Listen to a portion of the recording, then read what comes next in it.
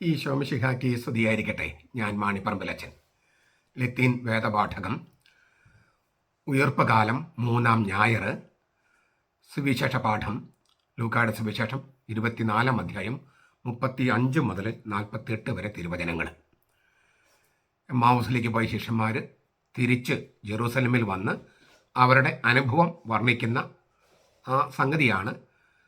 അതിനെ തുടർന്നുള്ള സംഗതികളാണ് സുവിശേഷത്തിൽ പറയുന്നത്. നമുക്കിതിലെ ആ തിരുവചനത്തിൽ ആ നാഴികയിൽ തന്നെ അവർ എഴുന്നേറ്റ് യെറൂസലമിലേക്ക് മടങ്ങിപ്പോന്നു. ആ നാഴികയിൽ തന്നെ, അതായത് ഉത്ഥിതനെ തിരിച്ചറിഞ്ഞ ആ നാഴികയിൽ തന്നെ അവർ എമ്മാവൂസിലേക്ക് പോയത് ഉത്ഥാന ദിവസം ഉച്ച കഴിഞ്ഞാണ്. യേശു ഉയർത്തെഴുന്നേറ്റ ദിവസം ഉച്ച കഴിഞ്ഞ് അന്ന് സന്ധ്യയ്ക്ക് അവർ ജെറൂസലമിലേക്ക് തിരിച്ചു പോന്നു. അപ്പം നമുക്ക് ഈ ഉത്ഥിതൻ്റെ പ്രത്യക്ഷപ്പെടലുകളുടെ ഒരു സമയപ്പട്ടിക ഇന്ന് ധ്യാനിക്കാം. പലപ്പോഴും നമ്മൾ കേൾക്കുന്ന ഒരു സംഗതിയാണ്, സുവിശേഷങ്ങളിൽ ഒരുപാട് വൈരുദ്ധ്യങ്ങൾ. അത് നമ്മൾ സീരിയസ് ആയിട്ട് പഠിക്കാത്തത് കൊണ്ടും പിന്നെ അതിൻ്റെ കൊഹിയറൻസ്, അങ്ങോട്ടും ഇങ്ങോട്ടുള്ള പരസ്പര ബന്ധം തിരിച്ചറിയാത്തത് കൊണ്ടുമാണ് ഈ വൈരുദ്ധ്യങ്ങൾ എന്ന് പറയുന്നത്. ഞാനപ്പോൾ ഈ ഒരു time line of the risen Lord's appearances, ഉത്ഥിതനായ യേശുവിൻ്റെ പ്രത്യക്ഷപ്പെടലുകളുടെ സ്ഥലം, സമയം, സാക്ഷികൾ ഇവ പരിഗണിക്കുമ്പോൾ വൈരുദ്ധ്യങ്ങളുണ്ട് എന്ന് നമുക്ക് തോന്നുന്നെങ്കിലും വൈരുദ്ധ്യങ്ങളില്ല എന്ന് ഞാൻ അവതരിപ്പിക്കാൻ ശ്രമിക്കുകയാണ്. ആദ്യം വൈരുദ്ധ്യങ്ങളെന്ന് തോന്നുന്ന വചനങ്ങൾ ഞാൻ പറയാം, പിന്നെ വൈരുദ്ധ്യം ഇല്ലെന്ന് ഞാൻ തെളിയിക്കാം. അത് കഴിഞ്ഞിട്ട് ഓരോ പ്രത്യക്ഷപ്പെടലുകളുടെയും സമയം, തീയതി, സാക്ഷികൾ, അതിൻ്റെ പ്രസക്തി, ഇതെല്ലാം നമുക്ക് ധ്യാനിക്കാം. ഒരു വാർഷിക ധ്യാനത്തിലെ പ്രസംഗം പോലെ നിങ്ങൾ കേൾക്കണമെന്നാണ് എനിക്ക് പറയാനുള്ളത്. ഇടയ്ക്ക് വെച്ച് നിർത്തി പോകരുത്. മാത്രമല്ല, ഇത് പരമാവധി ആളുകൾക്ക് ഷെയർ ചെയ്ത് കഴിഞ്ഞാൽ നമ്മളിപ്പോൾ ഈ നിരീശ്വരന്മാർ, യുക്തിവാദികൾ, പിന്നെ അങ്ങനെ ഒരുപാട് പേര്, മറ്റ് മതസ്ഥരൊക്കെ നമ്മളിങ്ങനെ ആക്രമിച്ചു കൊണ്ടിരിക്കുന്ന ഒരു സമയമാണ്. അപ്പോൾ ഇത് പരമാവധി പേരിലേക്ക് എത്തിക്കുമ്പോൾ ഈ ഉയർപ്പ് കാലത്ത് നമ്മൾ ചെയ്യുന്ന ഏറ്റവും വലിയ പ്രേക്ഷിത സാക്ഷ്യമായിരിക്കും. Go therefore and make disciples of all nations എന്ന് കർത്താവ് നമ്മളെല്ലാവരോടും പറഞ്ഞിരിക്കുക. ലോകം മുഴുവൻ പോയി ഞാൻ പഠിപ്പിച്ച കാര്യങ്ങൾ പഠിപ്പിക്കുക. അത് നമുക്ക് എല്ലാവർക്കും ബാധ്യത ഉള്ള സംഗതിയാണ്. അപ്പോൾ ഇത് നിങ്ങൾ പല പ്രാവശ്യം കേൾക്കണം, നോട്ട് കുറിക്കണം. പിന്നെ ഞാൻ പറയുന്നതിനകത്ത് പോരായ്മയുണ്ടാകാം. ഒരു 95%, 100% ഞാൻ അവകാശപ്പെടുന്നില്ല, എന്നാലും 95% പ്രശ്നങ്ങളും പരിഹരിക്കപ്പെടും എന്നാണ് ഞാൻ വിചാരിക്കുന്നത്. അപ്പോൾ നിങ്ങൾ ഇടയ്ക്ക് വെച്ച് നിർത്തിപ്പോകരുത്. നോട്ട് കുറിക്കണം, നിങ്ങളുടെ ഗ്രൂപ്പുകളിൽ ഇത് ചർച്ച ചെയ്യണം, പ്രാർത്ഥിക്കണം. അതിൻ്റെ പ്രസക്തിയൊക്കെ, ഇതിൻ്റെ ഏറ്റവും അവസാനം കുറച്ച് സർപ്രൈസസ് ഉണ്ട്. അതായത് നമ്മൾ പ്രതീക്ഷിക്കാത്ത ചില സംഗതികൾ ഈ കലണ്ടറെല്ലാം കേട്ട് കഴിയുമ്പോൾ ചില സർപ്രൈസസ് ഉണ്ട്. അതായത് വിശ്വാസവുമായിട്ട് ബന്ധപ്പെട്ട സർപ്രൈസസ്, അതെല്ലാം നിങ്ങൾ കേൾക്കണം. എന്നിട്ട് ഞാൻ ആവർത്തിക്കുകയാണ്, പരമാവധി ആളുകൾക്ക് ഷെയർ ചെയ്യാനായിട്ട് ആവശ്യപ്പെടുക. പിന്നെ പറ്റുമെങ്കിൽ ഇത് സബ്സ്ക്രൈബ് ചെയ്യാനായിട്ട് ആവശ്യപ്പെടുക. നമ്മളെല്ലാം വളരെ ഗൗരവമായ കാര്യങ്ങളാണ് ഇതിൽ ധ്യാനിക്കുന്നതും ചർച്ച ചെയ്യുന്നതും. മറ്റ് പലരും പലയിടത്തും കിട്ടാത്ത സംഗതികളാണ് എന്ന് കൂടി ഓർക്കുക. അത് കർത്താവ് നമുക്ക് തന്ന ഒരു കൃപ കൊണ്ടാണ് നമുക്കത് ചെയ്യാൻ കഴിയണേ എന്നുള്ള ഉറച്ച ബോധ്യത്തിലാണ് ഞാനിത് പറയുന്നതും. വൈരുദ്ധ്യം എന്ന് തോന്നുന്ന ചില വചനങ്ങൾ, 4 തിരുവചനങ്ങൾ ഞാൻ ആദ്യം ചൂണ്ടിക്കാണിക്കാം. സാധാരണ പണ്ഡിതന്മാരൊക്കെ, വേദശാസ്ത്രികളൊക്കെ ഇത് വൈരുദ്ധ്യമാണ്, ഇത് പൊരുത്തപ്പെടില്ല എന്നെല്ലാം കാണിക്കാൻ വേണ്ടി ചൂണ്ടിക്കാണിക്കുന്ന ചില വചനങ്ങൾ. ഒന്ന്, ഇന്നത്തെ സുവിശേഷ പാഠത്തിൻ്റെ തൊട്ട് മുമ്പിൽ, അതായത് ലൂക്ക 24:33 മുതൽ 35 മുതലാണ് നമ്മളിന്ന് സുവിശേഷം വായിക്കുന്നത്. അതിൽ 33 നോക്കിയാൽ നമ്മളിങ്ങനെ കാണുകയാണ് അല്ലേ, അവർ ആ നാഴികയിൽ തന്നെ അവർ എഴുന്നേറ്റ് ജെറൂസലേമിലേക്ക് മടങ്ങിപ്പോന്നു. കർത്താവ് വാസ്തവമായി ഉയർത്തെഴുന്നേറ്റു, ശിമയോന് പ്രത്യക്ഷപ്പെട്ടു എന്ന് കൂടിയിരുന്ന് പറയുന്ന 11 പേരെയും കൂടെ ഉള്ളവരെയും കണ്ടു. വഴിയിൽ സംഭവിച്ചതും അവൻ അപ്പം മുറിക്കുമ്പോൾ തങ്ങൾ അവനെ തിരിച്ചറിഞ്ഞതും അവർ വിവരിച്ച് പറഞ്ഞു. ഇങ്ങനെ അവർ സംസാരിച്ചു കൊണ്ടിരിക്കുമ്പോൾ അവൻ അവരുടെ നടുവിൽ നിന്നു. ഞാൻ നേരത്തെ പറഞ്ഞതുപോലെ ഉത്ഥാന ദിവസം തന്നെയാണ് എമ്മാവൂസിലേക്ക് ശിഷ്യന്മാർ പോയത്. ലൂക്ക 24:13. അന്ന് തന്നെ ജെറൂസലമിലേക്ക് തിരിച്ചു പോയി. ആ സംഗതികളാണ് 24-ാമത്തെ അധ്യായം 33 മുതലുള്ള അല്ലെങ്കിൽ 35 മുതലുള്ള തിരുവചനങ്ങളിൽ വായിക്കുന്നത്. ഇതിനോട് ചേർത്ത് നമുക്കൊരു വചനം നോക്കുക, മർക്കോസ് 16:14. പിന്നെ 11 പേർ ഭക്ഷണം തിരിക്കുമ്പോൾ അവൻ അവർക്ക് പ്രത്യക്ഷപ്പെട്ടു. തന്നെ ഉയർത്തെഴുന്നവറ്റനായി കണ്ടവരുടെ വാക്ക് വിശ്വസിക്കായകയാൽ അവരുടെ അവിശ്വാസത്തെയും ഹൃദയകാഠിന്യത്തെയും അവൻ ശാസിച്ചു. മർക്കോസ് 16:14. ഇനി യോഹനൻ 20:19-20. ആഴ്ചവട്ടത്തിന്റെ 1-ാം നാൾ ആയ ആ ദിവസം നേരം വൈകിയപ്പോൾ ശിഷ്യന്മാർ ഇരുന്ന സ്ഥലത്ത് യഹൂദന്മാരെ പേടിച്ച് വാതിലടച്ചിരിക്കെ യേശു വന്ന് നടുവിൽ നിന്നുകൊണ്ട് അവരോട് പറഞ്ഞു, നിങ്ങൾക്ക് സമാധാനം. ഇത് പറഞ്ഞിട്ട് അവൻ കയ്യും വിലാപ്പുറവും അവരെ കാണിച്ചു. കർത്താവിനെ കണ്ട് ശിഷ്യന്മാർ സന്തോഷിച്ചു. മത്തായി 18:16-17. 11 ശിഷ്യന്മാർ ഗലീലയിൽ യേശു അവരോട് കൽപ്പിച്ചിരുന്ന മലയിലേക്ക് പോയി. അവനെ കണ്ടപ്പോൾ അവർ നമസ്കരിച്ചു, ചിലരോ സംശയിച്ചു. ഇപ്പം നമുക്ക് ഇത് കണ്ടു കഴിഞ്ഞാൽ യോഹന്നാനും ലൂക്ക പറയുന്നു ജെറൂസലമിലാണ് പ്രത്യക്ഷപ്പെടൽ. മർക്കോസ് ഈ ഭക്ഷണം തിരിക്കുന്ന കാര്യമൊക്കെ പറയുന്നു, പക്ഷെ അവർ അവിശ്വസിച്ച കാര്യം പറയുന്നു. മത്തായി പറയുന്നത് ഗലീലയിൽ വെച്ചാണ് ഈ പ്രത്യക്ഷപ്പെടൽ എന്നാണ്. അപ്പോൾ യേശു ഗലീലയിലെ മലയിലാണോ ജെറൂസലമിലെ അടച്ചിട്ട മുറിയിലാണോ പ്രത്യക്ഷപ്പെട്ടത്? ഇതാണ് ചോദ്യം. യേശു ഗലീലയിലെ മലയിലാണോ മത്തായി 28:16 പറയുന്നത് പോലെ, അതോ മർക്കോസും യോഹന്നാനും ലൂക്കായും പറയുന്നത് പോലെ യെറൂസലമിൽ അടച്ചിട്ട മുറിയിലാണോ പ്രത്യക്ഷപ്പെട്ടത്? മത്തായി റിപ്പോർട്ട് ചെയ്യുന്ന കാര്യം, അതായത് ഗലീലയിലെ മലയിൽ പ്രത്യക്ഷപ്പെട്ട കാര്യം മർക്കോസും ലൂക്കാസും യോഹന്നാനും ഖണ്ഡിക്കുന്നുണ്ടോ? അതിനോട് അല്ലേ, അത് അങ്ങനെയല്ല, അതിന് വിരുദ്ധമാണ്, വൈരുദ്ധ്യമായിട്ട് അവതരിപ്പിക്കുന്നുണ്ടോ? ഇതാണ് ചോദ്യം. നമ്മൾ ഉത്തരം കൊടുക്കുകയാണ്. ഞാൻ പറഞ്ഞല്ലോ, തുടക്കത്തിൽ ഞാനതിൻ്റെ ഇതെല്ലാം പൊരുത്തപ്പെട്ട് പോകുന്നുവെന്ന് പൊതുവായ ഒരു കാര്യം ഞാൻ പറഞ്ഞു പോയിട്ട് പിന്നെ ഓരോ ദിവസം സംഭവിച്ചതും ഓരോ പ്രത്യക്ഷപ്പെടലും പിന്നീട് പറയും. തുടക്കത്തിൽ ഇവ തമ്മിൽ യാതൊരു വൈരുദ്ധ്യമില്ല എന്ന് ഞാൻ അവതരിപ്പിക്കുകയാണ്. അതിന് ഒരു കാര്യം മാത്രം ഓർക്കുക. നമ്മളിപ്പം അധ്യായം, ഖണ്ഡം, പിന്നെ വാക്യങ്ങൾ, തലക്കെട്ടുകൾ, POC ബൈബിളൊക്കെ അങ്ങനെ തലക്കെട്ടുകളുണ്ട്. സത്യവേദ പുസ്തകത്തിൽ തലക്കെട്ടുകളില്ല. ഇങ്ങനെ അധ്യായം, വാക്യം തിരിച്ചത് അത് 6-ാം നൂറ്റാണ്ടിന് ശേഷം, ക്രിസ്തുവർഷം 6-ാം നൂറ്റാണ്ടിന് ശേഷം സൗകര്യത്തിന് വേണ്ടി തിരിച്ചതാണ്. അതുപോലെ തലക്കെട്ടുകൾ തിരിച്ചത് നമുക്കൊരു തിരുവചന പാഠം പെട്ടെന്ന് കണ്ടെത്താനുള്ള സൗകര്യത്തിന് വേണ്ടിയാണ്. ഇതൊന്നും തന്നെ മൗലിക പാഠത്തിലില്ല. അപ്പോൾ നമ്മളിങ്ങനെ പറയുന്ന അധ്യായം, വാക്യം, ഇപ്പം അധ്യായം 1 12-ാം വാക്യം, അങ്ങനെ 1 12 അങ്ങനെ ഒന്നും തന്നെ മൗലിക പാഠത്തിലില്ല. അതൊന്നും മനസ്സിൽ സൂക്ഷിക്കുക ഞാൻ ഈ പറയുന്ന കാര്യങ്ങൾ പറയുമ്പോൾ. രണ്ടാമത്തെ ഒരു കാര്യം ഓർക്കേണ്ടത്, തലക്കെട്ടുകൾ. ഇപ്പോൾ ഈ POC ബൈബിൾ കാണുന്ന പോലെ തലക്കെട്ടുകൾ അല്ലേ, ഉത്തിതൻ പ്രത്യക്ഷപ്പെടുന്നു, മക്കളുടെ മരുതൻ പ്രത്യക്ഷപ്പെടുന്നു, അങ്ങനെയുള്ള തലക്കെട്ടുകളും ഉണ്ടായിരുന്നില്ല. ഇത്രയും കാര്യങ്ങൾ നമ്മൾ സൗകര്യത്തിന് വേണ്ടി ചേർത്തിരിക്കുന്നതാണ്, മൗലിക പാഠത്തിലില്ല. ഇത്രയും ഓർത്തുകൊണ്ട് വേണം ഞാൻ പറയുന്ന കാര്യങ്ങൾ കേൾക്കാൻ. യേശു മരിച്ചവരായിരുന്നു ഉത്ഥാനം ചെയ്തു. പല പ്രാവശ്യം തൻ്റെ ശിഷ്യന്മാർക്ക് പ്രത്യക്ഷപ്പെട്ട് നിഷേധിക്കാനാവാത്ത തെളിവുകൾ നൽകി. ഇങ്ങനെയാണ് ലൂക്കാസ് 1-ാമത്തെ അധ്യായം 3-4 വാക്യങ്ങളിൽ പറഞ്ഞിരിക്കുന്നത്. ഉയർപ്പ് ഞായർ തുടങ്ങി 40 ദിവസത്തേക്ക് ഉത്ഥാനം ചെയ്ത യേശു പലപ്പോഴായി ശിഷ്യന്മാർക്ക് പ്രത്യക്ഷപ്പെട്ടു. പിന്നെ ഒലിവുമലയിലെ ബഥാനിയായിൽ സ്വർഗാരോഹണം ചെയ്തു. നടപടി 1:3, നടപടി 1:9-12 വരെ വാക്യങ്ങൾ. എവിടെ, എപ്പോൾ, ആർക്ക് പ്രത്യക്ഷപ്പെട്ടുവെന്ന് നമുക്കൊന്ന് പരിശോധിക്കാം. സുവിശേഷങ്ങളെ രേഖപ്പെടുത്തിയിട്ടുള്ളതും ചിലത് രേഖപ്പെടുത്താത്തതുമായ പ്രത്യക്ഷപ്പെടലുകളുടെ ഒരു പട്ടിക പൗലോസ്ലീഹ നൽകുന്നുണ്ട്. 1 കൊരിന്തോസ് 15 4-8 വരെ വാക്യങ്ങൾ. നമുക്ക് ആദ്യം അതൊന്ന് കേൾക്കാം. തിരുവെഴുത്തുകൾ പ്രകാരം അവൻ 3-ാം നാൾ ഉയർത്തെഴുന്നേറ്റു, കേഫാസിനും പിന്നെ 12 പേർക്കും പ്രത്യക്ഷപ്പെട്ടു. അനന്തരം അവൻ 500-ലധികം സഹോദരന്മാർക്ക് ഒരുമിച്ച് പ്രത്യക്ഷപ്പെട്ടു. അവർ മിക്കവരും ഇന്ന് വരെ ജീവനോടെ ഇരിക്കുന്നു, ചിലരോ നിദ്ര പ്രാപിച്ചു.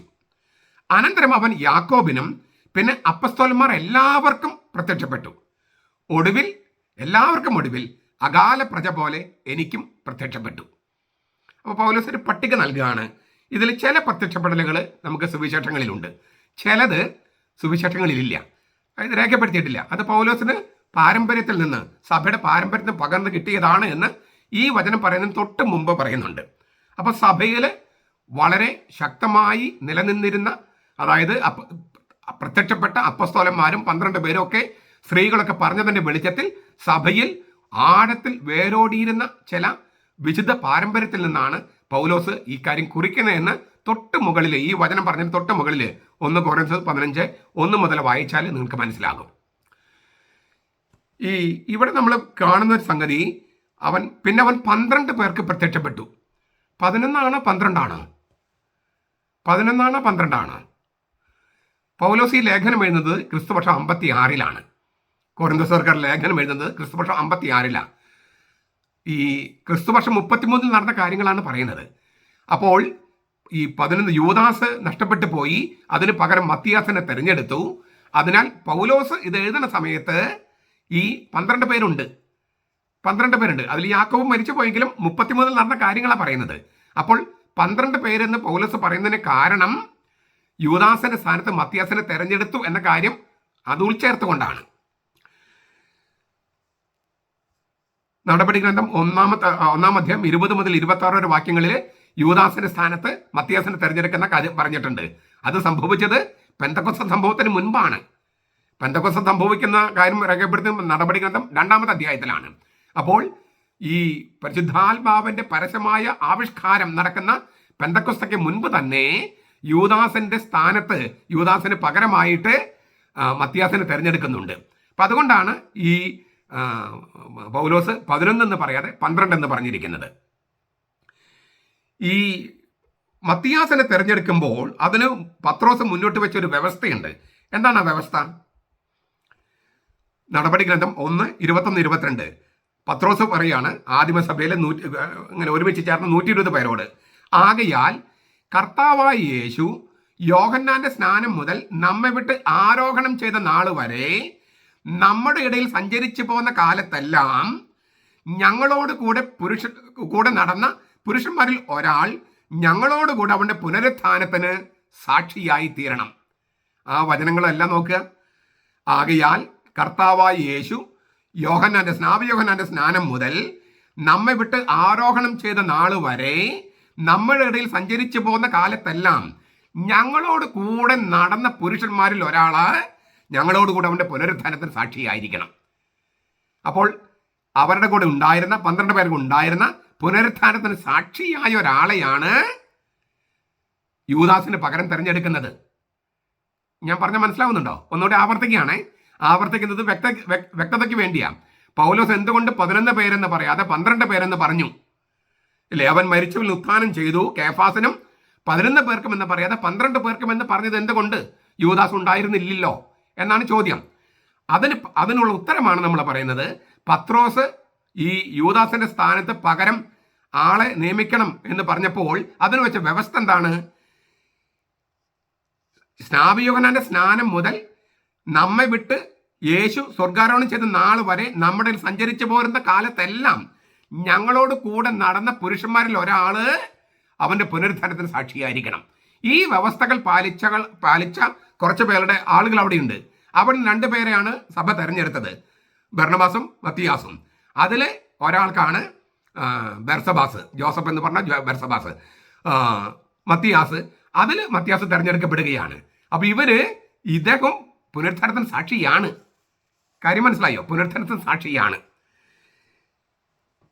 ഈ പുതിയ അപ്പസ്തോലൻ, അതായത് യൂദാസിന്റെ സ്ഥാനത്ത് തെരഞ്ഞെടുക്കപ്പെട്ട അപ്പസ്തോലൻ യേശുവിന്റെ ഉത്ഥാനത്തിന്റെ സാക്ഷിയായിരുന്നു.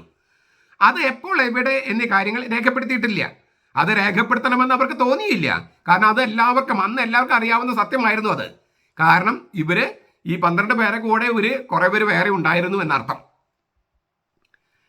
ഇനി നമുക്ക് സ്ത്രീകളുടെ ഈ ഉത്ഥാനത്തിന്റെ സാക്ഷികളായ സ്ത്രീകളെ നോക്കുക. ഉയർപ്പ് ഞായറാഴ്ച സ്ത്രീകൾക്ക് യേശു പ്രത്യക്ഷപ്പെട്ടു. മറിയം മഗ്ദലേന ഉൾപ്പെടെയുള്ള സ്ത്രീകൾ കബറിടത്തിലേക്ക് പോയി. മത്തായി 28, മർക്കോസ് 16, ലൂക്ക 24, യോഹന്നാൻ 20. ആ സ്ത്രീകള് യേശുവിന്റെ കബറിടത്തിലേക്ക് പോയി കല്ല് മാറ്റപ്പെട്ടതായി കാണുകയാണ്. അവർ കാണുകയാണ് കല്ല് മാറ്റപ്പെട്ടതായി. അപ്പോൾ മറ്റ് സ്ത്രീകളെ കബറിടത്തിൽ വിട്ടിട്ട് മറിയം മഗ്ദലേന പത്രോസിനെയും മറ്റു ശിഷ്യനെയും ഈ കല്ലറ കബറിടം തുറക്കപ്പെട്ട് കിടക്കുന്നു എന്ന കാര്യം അറിയിക്കാൻ ആരോ യേശുവിന്റെ ശരീരം എടുത്തുകൊണ്ട് പോയി എന്ന് സംശയിച്ച് അത് അറിയിക്കാൻ വേണ്ടി മറിയം മഗ്ദലേന ഓടുകയാണ് പത്രോസിന്റെയും മറ്റു ശിഷ്യന്റെ അടുക്കലേക്ക്. യോഹന്നാൻ 20-1 മുതൽ. മറ്റ് 9 ശിഷ്യന്മാര് ആ സമയത്ത് പത്രോസിന്റെ യോഹന്നാന്റെ കൂടെ ഉണ്ടായിരുന്നില്ല. കബറിടത്തിലേക്ക് പോയ മറ്റ് സ്ത്രീകളാണ് ഉത്ഥാനത്തിന് ശേഷം അവരെ കാര്യം അറിയിക്കുന്നത്. കർത്താവിനെ കാണാനില്ല എന്ന് മറിയം മഗ്ദലേന പത്രോസിനും മറ്റു ശിഷ്യനോടും പറഞ്ഞു. അവര് കബറിടത്തിലേക്ക് ഓടാൻ തുടങ്ങി. അങ്ങനെ അവരെല്ലാം കണ്ട് തിരിച്ചു പോയി. ഈ മറിയം അവിടെ തന്നെ കബറിടത്തിൽ തന്നെ കരഞ്ഞുകൊണ്ട് നിന്നു. മാലാഖമാരെ കണ്ടു. പിന്നെ ഉത്തരമായി സംഭാഷണം ഉണ്ടായി. യോഹന്നാൻ 20:17 അതൊക്കെ പറഞ്ഞിട്ടുണ്ട്. യേശു അവളോട് പറഞ്ഞു, എന്നെ പിടിച്ചു വെക്കരുത്, ഞാൻ ഇതുവരെ പിതാവിൻ്റെ അടുക്കൽ കയറിയിട്ടില്ല. എങ്കിലും നീ എൻ്റെ സഹോദരന്മാരുടെ അടുക്കൽ ചെന്ന് ഞാൻ എൻ്റെ പിതാവും നിങ്ങളുടെ പിതാവും എൻ്റെ ദൈവവും നിങ്ങളുടെ പിതാവുമായ മായവൻ്റെ അടുക്കലേക്ക് കയറിപ്പോകുന്നുവെന്ന് അവരോട് പറയുക. നമ്മൾ ഇന്നലത്തെ ധ്യാനത്തിൽ ഇതൊക്കെ പറഞ്ഞു. 3-ാം സ്വർഗം, 7-ാം സ്വർഗം, സ്വർഗാദി സ്വർഗം അതൊക്കെ അവതരിപ്പിച്ചപ്പോൾ ചുരുക്കത്തിൽ മറിയം മഗ്ദലേനയ്ക്ക് യേശു പ്രത്യക്ഷപ്പെട്ടു. മറിയം മഗ്ദലേന ചെന്ന് കാര്യങ്ങൾ പറഞ്ഞെങ്കിലും അവളെ അവർ വിശ്വസിച്ചില്ല. മർക്കോസ് 16:9-11. അതിനിടയിൽ ഈ മറ്റ് സ്ത്രീകൾ, അതായത് ഈ മറിയം മഗ്ദലേന പത്രോസിൻ്റെയും യോഹന്നാൻ്റെ അടുക്കൽ പോയല്ലോ. അപ്പം മറ്റ് സ്ത്രീകൾ കബറിടത്തിൽ തന്നെ നിൽക്കുകയായിരുന്നു. അവർ കബറിടത്തിനുള്ളിൽ നോക്കി വലത്ത് വശത്ത് മാലാഖ ഇരിക്കുന്നത് കണ്ടു. ഈ പെട്ടെന്ന് അവർക്ക് മനസ്സിലായി, ഒന്നല്ല 2 മാലാഖമാരുണ്ട്. അവരിൽ ഒരാളെ സംസാരിച്ചുള്ളൂ. അതിനാൽ മത്തായി മർക്കോസ് എന്നിവർ ഒരു മാലാഖയെ കുറിച്ച് പറയുന്നുള്ളൂ. മത്തായി 28:5-7, മർക്കോസ് 16:5-7, ലൂക്ക 24:4-8. 2 മാലാഖമാരുണ്ട്, പക്ഷേ ഒരാളെ സംസാരിച്ചുള്ളൂ. അതുകൊണ്ട് ആ ഒരാളുടെ കാര്യം ചിലർ എഴുതിയിട്ടുള്ളൂ, ചിലർ 2 പേരുള്ള കാര്യം എഴുതിയിട്ടുണ്ട്. ഈ പത്രോസിനോടും മറ്റു ശിഷ്യന്മാരോടും ഈ വാർത്ത അറിയിക്കാൻ മാലാഖ സ്ത്രീകളോട് പറയുന്നുണ്ട്. അതായത് ഈ മറിയം മഗ്ദലേന പോയി മറ്റ് സ്ത്രീകൾ കബറിടത്തിലുണ്ടായിരുന്നു. ആ സ്ത്രീകളോട് മാലാഖ പറയുന്നുണ്ട്, പത്രോസിനോടും മറ്റ് ശിഷ്യന്മാരോടും ഇക്കാര്യം അറിയിക്കുക. യേശു ഉയർത്തെന്നും ഗലീലയിൽ വെച്ച് കാണുമെന്നുള്ള വാർത്തയാണ് അവർ അറിയിക്കേണ്ടത്. ഈ പത്രോസിനോടും മറ്റ് ശിഷ്യന്മാരും എന്ന് പറയുന്നതിന് 2 കാരണങ്ങളുണ്ട്. ഒന്ന്, പത്രോസ് മറ്റ് ശിഷ്യന്മാരുടെ അകന്ന് നിന്നിരുന്നു. കാരണം മറ്റുള്ളവരുടെ മുഖത്ത് നോക്കാൻ ഒരു ചളിപ്പുണ്ടായിരുന്നു തള്ളി പറഞ്ഞതിന് ശേഷം. അങ്ങനെ ഒറ്റപ്പെട്ട് നിന്ന പത്രോസിന്റെ കൂടെ യേശു സ്നേഹിച്ച ശിഷ്യനാണ് ഒരു ആശ്വാസമായിട്ട് നിലനിന്നിരുന്നത്. അപ്പോൾ ഒറ്റപ്പെട്ട് നിൽക്കുന്നു. അപ്പോൾ അതിനൊരു തൻ്റെ നാഥനെ കർത്താവിന് തള്ളിപ്പറഞ്ഞതിൻ്റെ ജാള്യത, അത് മറ്റുള്ള ശിഷ്യന്മാരെ നോക്കാൻ ഒരു പ്രയാസം ഉണ്ടായിരുന്നു. അങ്ങനെ ഒറ്റപ്പെട്ട് നിൽക്കുന്ന ആളുടെ കൂടെ യേശു സ്നേഹിച്ച ശിഷ്യൻ മാത്രമേ കൂടെ ഉണ്ടായിരുന്നുള്ളൂ, യോഹന്നാൻ മാത്രമേ. യോഹന്നാൻ സ്നേഹത്തിൻ്റെ ഒരു അവതാരം പോലെയാണല്ലോ. അപ്പോൾ അതുകൊണ്ട് യോഹന്നാൻ ഉണ്ടായിരുന്നു. അതുകൊണ്ടാണ് പത്രോസിനോടും മറ്റു ശിഷ്യനോടും എന്ന് പറയുന്നത്. മറ്റു ശിഷ്യന്മാർ വേറെ ആ ഗണത്തിലല്ല ഇവർ നിൽക്കണേ. മാത്രമല്ല ഇതിന് ദൈവശാസ്ത്രപരമായ പ്രസക്തിയുണ്ട്. കാരണം പത്രോസാണ് ഇവരെ തള്ളിപ്പറഞ്ഞാലും അവനാണ് നേതാവ്. യേശു ഇടയനായിട്ടും വാഴിച്ചതും അതുപോലെ തന്നെ സഭ സ്ഥാപിച്ചതും പത്രോസാകുന്ന പാറപ്പുറത്താണ്. അപ്പോൾ അതുകൊണ്ട് പത്രോസിനെ കാര്യം അറിയിക്കേണ്ടതുണ്ട്. നീ മാനസാന്തരപ്പെട്ട് കഴിയുമ്പോൾ നീ തിരിഞ്ഞ് നിന്റെ സഹോദരന്മാരെ ശക്തിപ്പെടുത്തണമെന്നൊക്കെ കർത്താവ് ലൂക്കയുടെ സുവിശേഷത്തിൽ പത്രോസിനോട് പറയുന്നുണ്ട്. അതിനാൽ പത്രോസ് വളരെ പ്രധാനപ്പെട്ട ആളായതുകൊണ്ട് കൂടിയാണ് പത്രോസിനോടും മറ്റു ശിഷ്യന്മാരോടും കൂടി പറയുക എന്ന് പറയുന്നത്.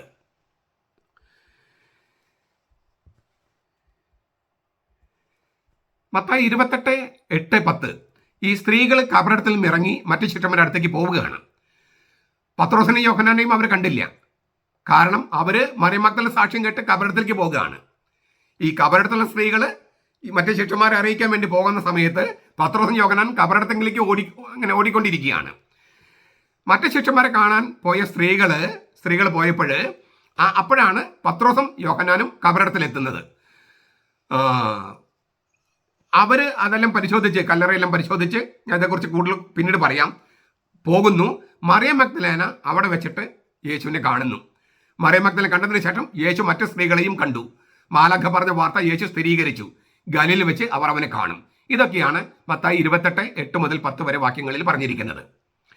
ആദ്യം അവർ പേടിച്ച് വിറച്ചൊന്നും പറഞ്ഞിരുന്നില്ല എന്ന് മർക്കോസ് പറയുന്നുണ്ട്, മർക്കോസ് 16:8. അതുകൊണ്ടാണ് യേശു മാലാഖയുടെ വാർത്ത ആവർത്തിച്ച് സ്ഥിരീകരിച്ചത്. മത്തായി 28:9 വാക്യം. ഈ കൂടിക്കാഴ്ചയ്ക്ക് ശേഷം അവിടെ ആനന്ദിച്ചു, സന്ദേശം പങ്കുവെച്ചു എന്ന് ലൂക്ക 24:9-11 പറയുന്നുണ്ട്. അതായത് 11 പേരും മറ്റുള്ളവരും സ്ത്രീകളിൽ നിന്നാണ്, മറിയം മഗ്ദലേന ഉൾപ്പെടെയുള്ള സ്ത്രീകളിൽ നിന്നാണ് യേശുവിന് ഉത്ഥാന വാർത്ത കേട്ടത്. എന്നാൽ പുരുഷന്മാർ സ്ത്രീകളുടെ സാക്ഷ്യം വിശ്വസിച്ചില്ല. അത് ഇപ്പോഴും അങ്ങനെയാണല്ലോ പലപ്പോഴും സംഭവിക്കുന്നത്.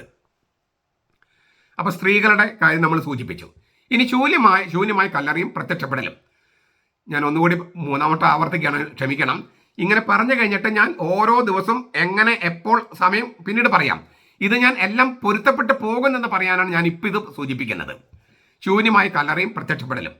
മത്തായി 28:11-15 ഉയർപ്പ് ഞായർ രാവിലെ കാവൽക്കാര് മഹാപുരോഹിതന്മാരെ കണ്ട് ഈ കർത്താവിൻ്റെ കബറിടത്തിലുണ്ടായ പ്രശ്നങ്ങളൊക്കെ അവതരിപ്പിച്ചു. അതായത് യേശുവിൻ്റെ ശരീരം അവിടെ ഇല്ല. അപ്പോൾ മഹാപുരോഹിതന്മാർ അവർക്ക് കൈക്കൂലി കൊടുത്ത് ഞങ്ങൾ ഉറങ്ങിക്കിടന്നപ്പോൾ അവന് ശരീരം ആരോ മൊട്ടിച്ചു കൊണ്ടുപോയി എന്ന് പറയുക. പീലാത്തോസ് ഇത് കണ്ടുപിടിച്ചു കഴിഞ്ഞാൽ അവനെ ഞങ്ങൾ കണ്ടോളാം, അയാളെ കണ്ടോളാം. നമ്മുടെ നാട്ടിൽ ഈ കൈക്കൂലിയും അഴിമതിയും ഒക്കെ കാലത്തുണ്ടായിരുന്നു അർത്ഥം. അങ്ങനെ അവർ കൈക്കൂലി കൊടുത്ത് യേശുവിൻ്റെ ശരീരം അവിടെ ഇല്ല എന്ന കാര്യം അതായത് അത് കട്ടുകൊണ്ട് പോയി, ആരോ കട്ടുകൊണ്ട് പോയി എന്ന് പറയാൻ, നുണ പറയാനായിട്ട് കൈക്കൂലി കൊടുത്തു. അതിലെന്താ സത്യം? അതിനകത്തൊരു പോയിന്റ് ഉണ്ട്. സത്യം എന്താണ്? യേശുവിൻ്റെ ശരീരം കല്ലറയിൽ ഇല്ല. അതാണല്ലോ, ശരീരം ആരോ എടുത്തോണ്ട് പോയി, എടുത്തോണ്ട് പോയത് ഞങ്ങൾ ഉറങ്ങിക്കിടന്നപ്പോൾ എടുത്തോണ്ട് പോയി എന്ന് നുണ പറയാൻ കൈക്കൂലി കൊടുക്കുകയാണ്. അതിലൂടെ ഒരു സത്യം വിളിച്ചു പറയുക. എന്താണ് സത്യം? നുണ പറഞ്ഞതിലൂടെ സത്യം വിളിച്ചു പറയാണ്. നുണ കൈക്കൂലി കൊടുത്ത് നുണ പറയിച്ചതിലൂടെ ഒരു സത്യം വിളിച്ചു പറയാണ്. യേശുവിൻ്റെ ശരീരം കല്ലറയിലില്ല, കല്ലറ ശൂന്യമാണ്. നുണ പറഞ്ഞതാണ് എടുത്തോണ്ട് പോയി എന്നുള്ളതൊക്കെ. ഉറങ്ങിക്കിടക്കുമ്പോൾ എടുത്തോണ്ട് പോയി അവർക്ക് എങ്ങനെ അറിയാൻ പറ്റും? ഉറങ്ങിക്കിടക്കുമ്പോൾ എടുത്തോണ്ട് പോയെന്നവർ പറഞ്ഞേ എത്ര വലിയ നുണയാ നോക്കൂ. ഇത് തന്നെയാണ്, ഈ നുണയാണ് ഇസ്ലാം ആവർത്തിച്ചുകൊണ്ടിരിക്കണേ. മനസ്സിലാവുന്നുണ്ടോ? നുണ, അതായത് കൈക്കൂലി കൊടുത്തോ, പ്രവാചകൻ പറഞ്ഞത് പറഞ്ഞിട്ടോ, വേറെ വെളിപാടുണ്ടായെന്ന് പറഞ്ഞിട്ടൊക്കെ നുണ പറയുക. ആ നുണ പറയുന്നതിലൂടെ സത്യം വെളിപ്പെടുകയാണെന്നുള്ള കാര്യം അവർ തിരിച്ചറിയണില്ല. അപ്പോൾ ഇത് മത്തായി 28:11-15 പറയുന്ന കാര്യമാണ്. അതായത് ഉയർപ്പ് ഞായർ രാവിലെ ഈ എതിരാളികൾ ചെയ്ത കാര്യങ്ങളാണ് പറയുന്നത്. മത്തായി 28:16-20 അത് സംഭവിച്ചത് ആ ഞായറാഴ്ചയല്ല. ശിഷ്യന്മാർ യെറൂസലേമിൽ നിന്ന് ഗലീലയ്ക്ക് പോയെന്ന് അവിടെ പറയുന്നുണ്ട്. മത്തായി 28:16. അന്നത്തെ കാലത്ത് ഇല്ലേ ഒരു 100 കിലോമീറ്റർ മേലെയുണ്ട്. അപ്പോൾ ഒരു 2-3 ദിവസം എടുക്കും യാത്ര. അതിനാൽ ഈ സംഭവം നടന്നത് മറ്റ് സുവിശേഷത്തിൽ പറഞ്ഞിരിക്കുന്ന പല കാര്യങ്ങളും നടന്നതിന് ശേഷമാണ് മത്തായി 28:16-20 സംഭവിച്ചിരിക്കുന്നത്. അതെപ്പം നടന്നുള്ള കാര്യം ഞാൻ പിന്നീട് പറയാം. 11 പേർക്ക് പൊതുവായി പ്രത്യക്ഷപ്പെടുന്നതിന് മുമ്പ് യേശു ചില പ്രത്യക്ഷപ്പെടലുകൾ നടത്തുന്നുണ്ട്. എമ്മാവുസിലേക്ക് പോയ ക്ലയോഫാസിനും കൂട്ടുകാരനും. ലൂക്ക 24:13-35. മർക്കോസ് 16:12-13 അത് ചെറുതായിട്ട് സൂചിപ്പിക്കുന്നുണ്ട്. സ്ത്രീകളിൽ നിന്നും പത്രോസ്, യോഹന്നാൻ എന്നിവരിലും കബറിടത്തിൽ വിശേഷങ്ങൾ കേട്ട ശിഷ്യന്മാരാണ് എമ്മാവുസിലേക്ക് പോകുന്നത്. ഈ ക്ലയോഫാസും കൂട്ടുകാരനും. ഈ ക്ലയോഫാസും മറ്റുള്ള പേര് പറയുന്നില്ല. അത് പറയാത്തതിന് കാരണം അറിയാത്തത് കൊണ്ട് മാത്രമല്ല, ചിലപ്പോൾ അറിയില്ലായിരിക്കാം, അല്ലെങ്കിൽ അതിനേക്കാൾ പ്രധാനപ്പെട്ടത് ഒരു ദൈവശാസ്ത്ര ചിന്തയാണ്. ക്ലയോഫാസിന്റെ കൂടെ ഈ വായനക്കാരൻ, സുവിശേഷം വായിക്കുന്ന ആള്, ഞാനോ നിങ്ങളോ അതും കൂടി ഉണ്ട് എന്നുള്ള സങ്കല്പത്തിൽ വായിക്കാനാണ്. അത് നമ്മളും യേശുവിനെ തിരിച്ചറിയുന്നു. എങ്ങനെ? വചന വ്യാഖ്യാനത്തിലും അപ്പം മുറിക്കുമ്പോഴും. അതായത് നമ്മുടെ കുർബാനയുടെ ഘടന തന്നെ എമ്മാവുസിലേക്ക് പോയ ആ സംഭവത്തിലുണ്ട്. വചന ശുശ്രൂഷയും അനാഫ്രയും. അപ്പം മുറിച്ചപ്പോൾ അവരെ കണ്ണുകൾ തുറക്കപ്പെട്ടു. അതൊരു വെറും അപ്പം മുറിക്കലാണ്, യഹൂദർ അപ്പം മുറിക്കലാണെന്നൊക്കെ പെന്തക്കോസ്ത ദൈവസഭക്കാർ പറയും. അങ്ങനെ വെറും അപ്പം മുറിക്കലാണെങ്കിൽ അവരെ കണ്ണുകൾ തുറക്കപ്പെടുവോ? അവരെ കണ്ണുകൾ തുറക്കപ്പെടുവോ? അപ്പം ഇത് വെറും അപ്പം മുറിക്കലല്ല. അപ്പം മുറിക്കൽ ശുശ്രൂഷ യഹൂദന്മാർക്കുണ്ടായിരുന്നു. ആ വാക്ക് ഇവിടെ ആവർത്തിച്ചതുകൊണ്ട് യഹൂദന്മാരുടെ അപ്പം മുറിക്കലാണ് യേശു ചെയ്തെന്ന് പറയരുത്. അപ്പം മുറിച്ചപ്പോൾ അവരുടെ കണ്ണുകൾ തുറക്കപ്പെട്ടു, അവർ അവന് തിരിച്ചറിഞ്ഞു. കൂദാശയിലാണ് ഇന്നും യേശുവിനെ തിരിച്ചറിയണമെന്നുള്ളത് വ്യക്തമായിട്ട് എഴുതിയിരിക്കുക. വചന ശുശ്രൂഷയും അനാഫറയും. അപ്പം മുറിക്കൽ എന്ന് പറഞ്ഞാൽ അനാഫറയാണ്, കൂദാശയാണ്. യേശുവിനെ തിരിച്ചറിയുന്ന രംഗമാണ്. വിശുദ്ധ കുർബാനയാണത്. വിശുദ്ധ കുർബാന്റെ ഘടന പോലും എല്ലാ സഭകളിലും വിശുദ്ധ കുർബാന്റെ ഘടന സ്വീകരിച്ചത് ഈ എമ്മാവൂസ് സംഭവവും പിന്നെ വെളിപാട് ഗ്രന്ഥവും വെച്ചിട്ടാണ്. അതിന്റെ വെളിച്ചത്തിലാണ് ഈ ലിറ്റർജിയുടെ ഘടന തന്നെ ഉണ്ടായത്. എല്ലാ സഭകളിലും 24 സഭകളുണ്ട് കത്തോലിക്ക സഭയ്ക്കുള്ളിൽ. ബേസിക് ആയിട്ട് കുർബാന്റെ സ്ട്രക്ചർ ഒന്ന് തന്നെയാണല്ലോ. വചന ശുശ്രൂഷ, അനാഫറ, അതിനുമുമ്പ് ചില ആമുഖമുണ്ട്, ഉപസംഹാരമുണ്ട്. എല്ലാ സഭകളിലും അങ്ങനെയാണ്. അതിൽ ചില കാര്യങ്ങൾ അങ്ങോട്ടും ഇങ്ങോട്ടും മാറിയിട്ടുണ്ട് എന്ന് പിന്നെ ദൈവശാസ്ത്രത്തിൽ, അതായത് ചിലതിന് ആഴമേറിയ ദൈവശാസ്ത്രമുണ്ട്, ചിലത് അത്ര ആഴമേറിയ ദൈവശാസ്ത്രം ഇല്ല, അങ്ങനെയൊക്കെയാണ്. പക്ഷെ ഘടന ഏതാണ്ട് ഒരുപോലെയാണ് എല്ലാവിടെയും. അതിന് കാരണം ഈ എമ്മാവൂസിലേക്ക് പോയ ശിഷ്യന്മാരുടെ അനുഭവം കർത്താവ് തന്നെ വെളിപ്പെടുത്തിയതാണ്. ഇതാണ് ഘടന, കുർബാനയുടെ ഘടന. ഈ തിരിച്ചറിഞ്ഞ ഉടനെ തന്നെ അവർ യെറൂസലേമിലേക്ക് തിരിച്ചു പോയി. അവരവിടെ എത്തിയപ്പോൾ അവർ അറിയുന്ന കാര്യം എന്താണ്? യേശു കേഫാസിന് പ്രത്യക്ഷപ്പെട്ടുവെന്ന്. ലൂക്ക 24:34. ഈ കൂടിക്കാഴ്ചയിൽ വിശദാംശങ്ങൾ നൽകിയിട്ടില്ല. അതിന് കാരണം മറ്റൊരു വലിയ പ്രധാനപ്പെട്ട കൂടിക്കാഴ്ചയെക്കുറിച്ച് യോഹന്നാൻ 21 പറയാനുണ്ട്. അതുകൊണ്ട് ഇവിടെ ഈ കേഫാസിന്, അതായത് ശിമോൻ പത്രോസിന് പ്രത്യക്ഷപ്പെട്ട കാര്യം അതിൽ വിശദാംശങ്ങൾ ഇവിടെ നൽകിയിട്ടില്ല. കാരണം വളരെ ഗൗരവമായിട്ടും ആഘോഷമായിട്ടും ഗൗരവപൂർണമായിട്ടും ഗാംഭീര്യത്തോടെയും അത് വർണ്ണിക്കാനിരിക്കുന്നു യോഹന്നാൻ 21. ഇത്രയൊക്കെ സംഭവിച്ചപ്പോഴേക്കും ഉയർപ്പ് ഞായറാഴ്ച സന്ധ്യയായി. 11 പേരും കൂടെയുള്ളവർ സമ്മേളിച്ചിരിക്കുകയായിരുന്നു. ലൂക്ക 24:33. ഈ യേശു പ്രത്യക്ഷപ്പെട്ടു. അവർ അപ്പോഴും വിശ്വസിക്കാനായിട്ട് ഇങ്ങനെ മടി കാണിച്ചപ്പോൾ കർത്താവ് വറുത്ത മീൻ കഷ്ണം ഉണ്ടോ എന്ന് ചോദിച്ചു. വല്ലതും കഴിക്കാനുണ്ടോ എന്ന് ചോദിച്ചു. വറുത്ത മീൻ കഷ്ണം ഉണ്ടെന്ന് പറഞ്ഞു. അങ്ങനെ അത് കർത്താവ് ഭക്ഷിച്ചു. അതായത് യേശുവിന് ശരീരമുണ്ട്, ഈ പദാർത്ഥം ഭൗതിക ശരീരമല്ല, എന്നാൽ ശരീരമുണ്ട്. ഭൂതമല്ല, പ്രേതമല്ല, ശരീരമില്ലാത്ത ഒരു നിഴൽ അസ്തിത്വമല്ല, മറിച്ച് ശരീരമുള്ള തേജസ്സാർന്ന ശരീരം. പക്ഷെ ശരീരം ഭൗമിക ശരീരമല്ല, ഭൗതിക ശരീരമല്ല, പദാർത്ഥമല്ല, പക്ഷെ ശരീരമാണ്. ഞാൻ ഈ ശരീരം എങ്ങനെ ഇരിക്കും, ഉത്തിത ശരീരം എങ്ങനെ ഇരിക്കും എന്നൊക്കെ ഉദാഹരണ സഹിതം യുക്തിയിൽ അടിസ്ഥാനമിട്ടൊക്കെ മുമ്പ് ഒരു വീഡിയോയിൽ പറഞ്ഞിരുന്നു. അതുകൊണ്ട് അത് കാണുക. ഞാൻ ഇടയ്ക്കൊരു ഡൈഗ്രഷൻ പറയട്ടെ. നമ്മുടെ വീഡിയോസ് ഒന്നിൽ നിന്ന് മറ്റൊന്നിലേക്ക് ഇങ്ങനെ കടന്നു പോകുന്നതാണ് നമ്മുടെ വീഡിയോസ്. അതിനാൽ നിങ്ങൾ ന്യൂസ് ചാനൽ കാണുന്ന പോലെ ഇത് കണ്ടാൽ പോരാ. ബൈബിള് പഠിക്കാൻ, ആഴത്തിൽ പഠിക്കാനായിട്ട് താല്പര്യമുള്ളവർ റെഗുലറായിട്ട് കാണുകയും നോട്ട് കുറിക്കുകയും, അങ്ങനെ മത്തായിയുടെ സുവിശേഷത്തെക്കുറിച്ച്, മർക്കോസ്, ലൂക്ക, യോഹന്നാൻ, അങ്ങനെ ഓരോന്നിനെ കുറിച്ച് നിങ്ങളൊരു സെപ്പറേറ്റ് നോട്ടുകൾ ഉണ്ടാക്കി അങ്ങനെ പഠിക്കാനായിട്ട് ഈ വീഡിയോ ചാനൽ ഉപയോഗപ്പെടുത്തണം എന്ന് ഞാൻ പറയുകയാണ്. ഇത് സെമിനാരികളിലോ അല്ലെങ്കിൽ ഡോക്ടർ ലെവലിലോ മാസ്റ്റേഴ്സ് ലെവലിലൊക്കെ പഠിപ്പിക്കുന്ന കാര്യം തന്നെയാണ് ഞാൻ നിങ്ങളോട് പറയുന്നത്. ചില കാര്യങ്ങൾ മനസ്സിലാക്കാൻ പ്രയാസം ഉണ്ടായിരിക്കാം, എങ്കിലും സാവകാശം നിങ്ങൾ ഈ വെളിച്ചത്തിലേക്ക് വരും. അതിനാൽ സ്ഥിരമായിട്ട് കേൾക്കുകയും തുടർച്ചയായിട്ട് കേൾക്കുകയും നോട്ട് കുറിക്കുകയും ചെയ്യണമെന്ന് ഞാൻ വീണ്ടും അഭ്യർത്ഥിക്കുകയാണ്. ഈ ഉയർപ്പ് ഞായറാഴ്ച സന്ധ്യയ്ക്ക് 11 പേരും കൂടുതലും സമ്മേളിച്ചിരിക്കുന്നു. ലൂക്ക 24:33. കർത്താവ് പ്രത്യക്ഷപ്പെടുന്നു. അവർക്ക് വിശ്വസിക്കാൻ കഴിയുന്നില്ല. കർത്താവ് അവരുടെ മുമ്പിൽ വെച്ച് ഭക്ഷണം ഭക്ഷിക്കുന്നു. അതിലൂടെയൊക്കെ തെളിയിക്കുന്നത് അവന് ശരീരമുണ്ടായിരുന്നു, ഭൗതിക ശരീരമല്ലെങ്കിലും ശരീരമുണ്ടായിരുന്നു, ഭൂതമല്ല, പ്രേതമല്ല എന്നൊക്കെ തെളിയിക്കാൻ വേണ്ടിയാണ്. ലൂക്ക 24:42. ഇതെല്ലാം നടക്കുന്നത് ജെറൂസലമിലാണ്. എന്നാൽ നമുക്കറിയാം ഈ കൂട്ടത്തിൽ തോമസ് ഇല്ല. എങ്കിലും 11 പേർന്ന് എഴുതിയിരിക്കുന്നേ. തോമസ് ഇല്ലെങ്കിൽ 11 പേർന്ന് എഴുതാൻ പാടുണ്ടോ? 10 ഉള്ളോ? യൂദാസ് നഷ്ടപ്പെട്ടു പോയില്ലേ എന്ന് നമുക്ക് ചോദിക്കാം. ഈ യൂദാസ് നഷ്ടപ്പെട്ടു പോയിട്ട് മത്തിയാസിൽ തെരഞ്ഞെടുക്കുന്നത് വരെയുള്ള സമയത്ത് 11 പേർ എന്നാണ്. അതൊരു ആ ഗ്രൂപ്പിന്റെ പേരാണ്. യൂദാസ് നഷ്ടപ്പെടുന്നതിന് മുമ്പ് 12 പേർ എന്നാണ് പറഞ്ഞിരുന്നത്. 12 പേർ, 12 അപ്പസ്തോലന്മാർ എന്നുള്ള 12 അപ്പസ്തോലന്മാർ എന്ന ടൈറ്റിൽ പിന്നീട് ഉണ്ടായതാണ്. 12 പേർ എന്നാണ് പറയുക. 12 പേർ, പന്തിരുവർ എന്ന് പറയും. 12 പേർ. യൂദാസ് നഷ്ടപ്പെട്ടു പോയി മധ്യസ്ഥ തെരഞ്ഞെടുക്കുന്നത് വരെ 11 പേർ എന്നാണ് പറഞ്ഞിരുന്നത്. 10 പേരാണ് സമ്മേളിക്കെങ്കിലും 9 പേരാണ് സമ്മേളിക്കെങ്കിലും ഈ ഗ്രൂപ്പിന്റെ പേരായിട്ട് 11 പേർ എന്നാണ് പറഞ്ഞിരുന്നത് എന്നാണ് നമ്മൾ മനസ്സിലാക്കുന്നത്. ചിലപ്പോൾ ഇത് ഞാൻ ഈ പറയുന്നതിനേക്കാൾ മെച്ചപ്പെട്ട ഒരു വ്യാഖ്യാനം പിന്നീട് കണ്ടെത്തിന്ന് വരാം. പക്ഷെ ഇങ്ങനെയാണ് നമ്മൾ മനസ്സിലാക്കുന്നത്.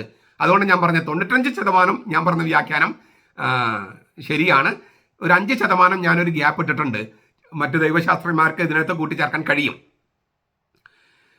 ഈ 8 ദിവസം കൂടി കഴിഞ്ഞിട്ടാണ് 8ാം ദിവസം, അതായത് ഉത്ഥാനത്തിന്റെ ദിവസം കൗണ്ട് ചെയ്തിട്ട് അതിന് 8ാം ഇടം പിന്നത്തെ ഞായറാഴ്ചയാണ് തോമസ് ഉത്തിപ്പിനെ കാണുന്നത്. യോഹന്നാൻ 20:26. ഇതെല്ലാം നടക്കുന്നത് യെറൂസലേമിലാണ്. ഇനി നമുക്ക് ഗലീലയിലേക്ക് പോകാം. മർക്കോസും ലൂക്കാസും ഗലീലയിലെ പ്രത്യക്ഷപ്പെട്ടങ്ങൾ വർണ്ണിച്ചിട്ടില്ല. അവ വർണ്ണിക്കുന്നത് മത്തായും യോഹന്നാനുമാണ്. ഗലീല തെക്കാണ് യെറൂസലേം, വടക്കാണ് ഗലീല. മത്തായി 28:16-17 യേശു ആവശ്യപ്പെട്ട മലയിലേക്ക് ശിഷ്യന്മാർ പോയി. ഈ മാലാഖയിലൂടെയും പറഞ്ഞത് അവൻ നിങ്ങൾക്ക് മുമ്പേ ഗലീലയ്ക്ക് പോകുന്നു, അവർ അവിടെ വെച്ച് നിങ്ങളെ കാണും. അപ്പോൾ ആ യേശു ആവശ്യപ്പെട്ടു, മാലാഖയിലൂടെ ആവശ്യപ്പെട്ടു. ആ ആവശ്യപ്പെട്ട പ്രകാരം അവർ ഗലീലയിലേക്ക് പോകുന്നു. അവിടെ ഗലീലയിൽ കാത്തിരിക്കുന്നതിനിടയിൽ യോഹന്നാൻ 21 നടക്കുന്ന 21-ാം അധ്യായത്തിൽ പറയുന്ന സംഗതി നടക്കുകയാണ്. എന്താണ്? പത്രോസും മറ്റ് 6 പേരും മീൻ പിടിക്കാൻ പോയി ഗലീല കടലിൽ. അത്ഭുതകരമായ മീൻപിടുത്തം.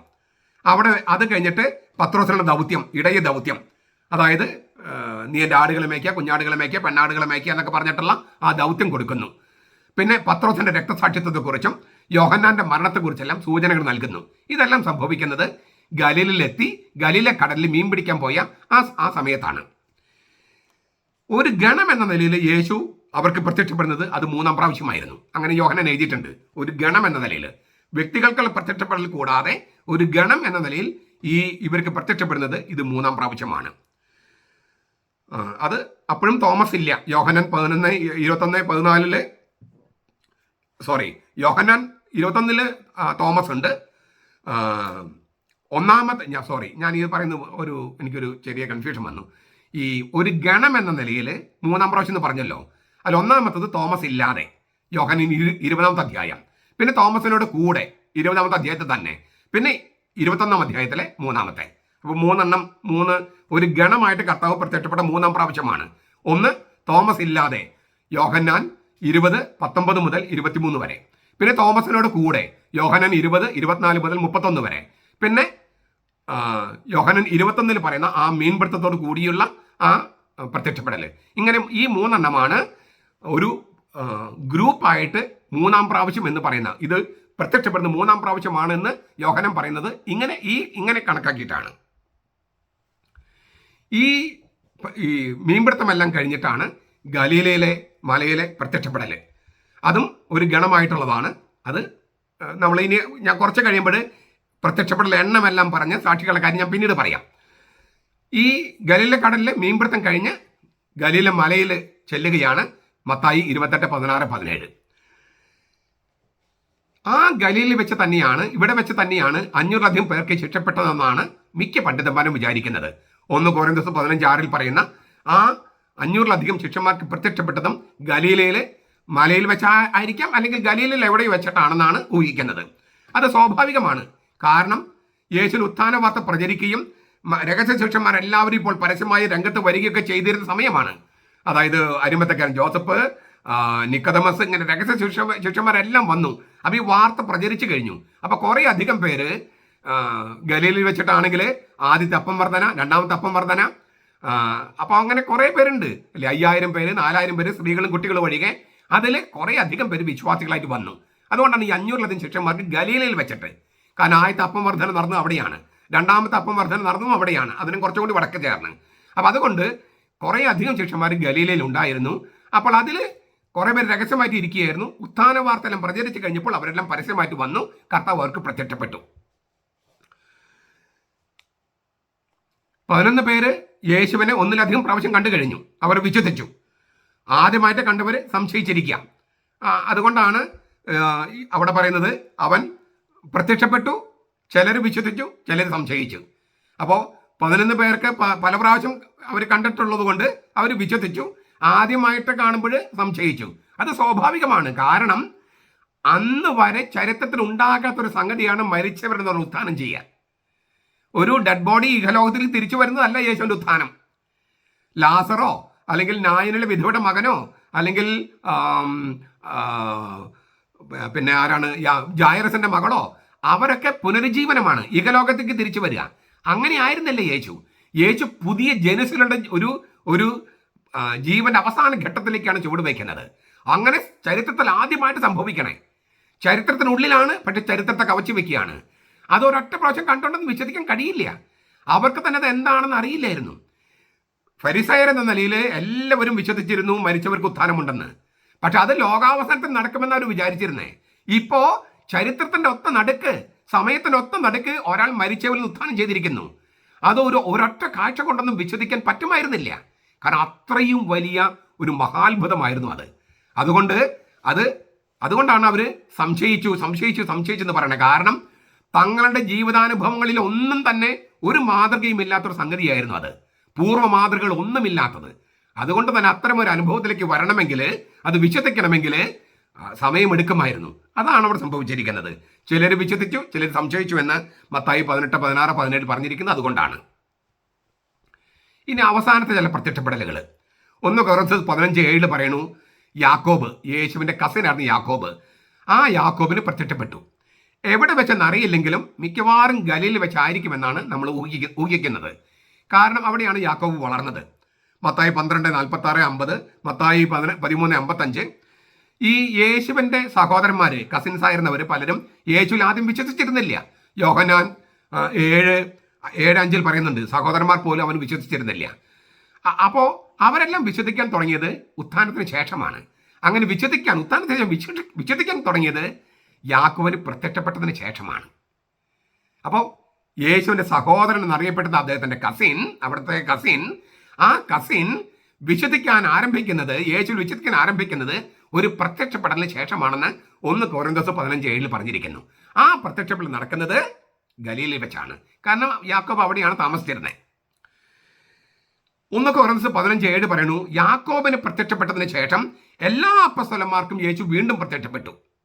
3 സുവിശേഷകന്മാരും ഇത് രേഖപ്പെടുത്തുന്നുണ്ട്. മത്തായി 28, 18, 20, മർക്കോസ് 16, 14, 19, ലൂക്ക 24, 44, 53.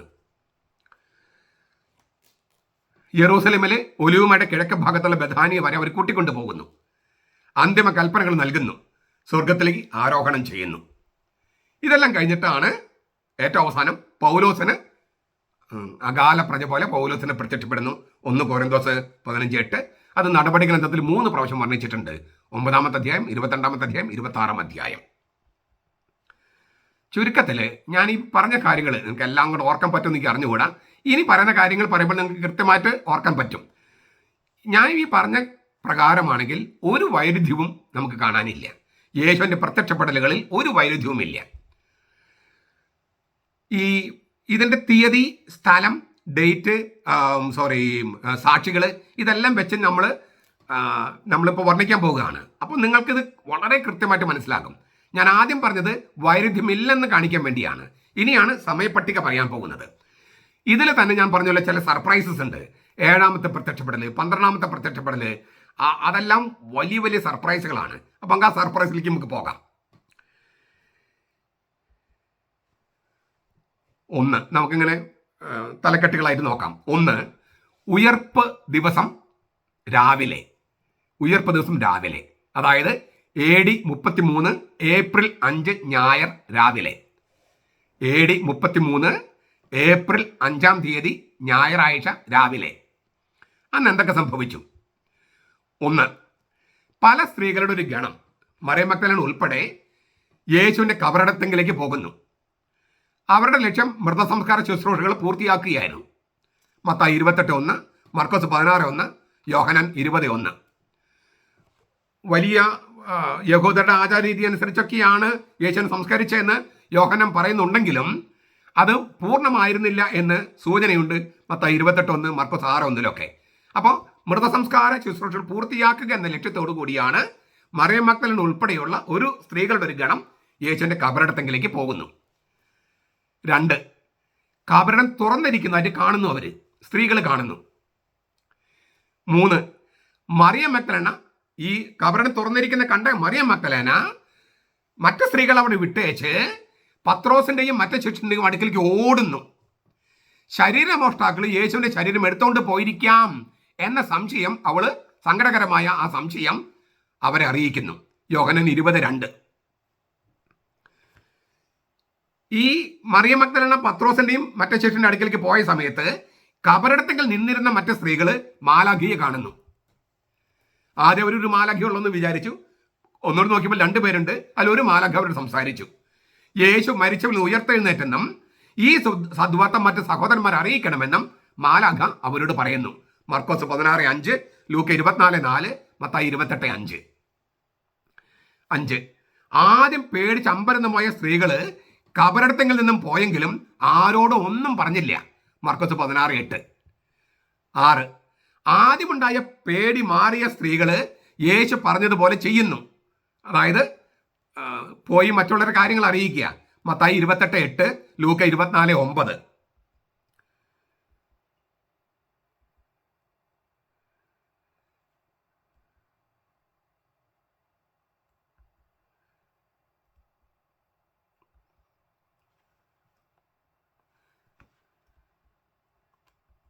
7, മറിയം മഗ്ദലേന പറഞ്ഞത് ശരിയോ എന്നറിയാൻ ഇതിനിടയിൽ പത്രോസും മറ്റേ ചേട്ടനും കബറിടത്തെങ്കിലേക്ക് പോകുന്നു.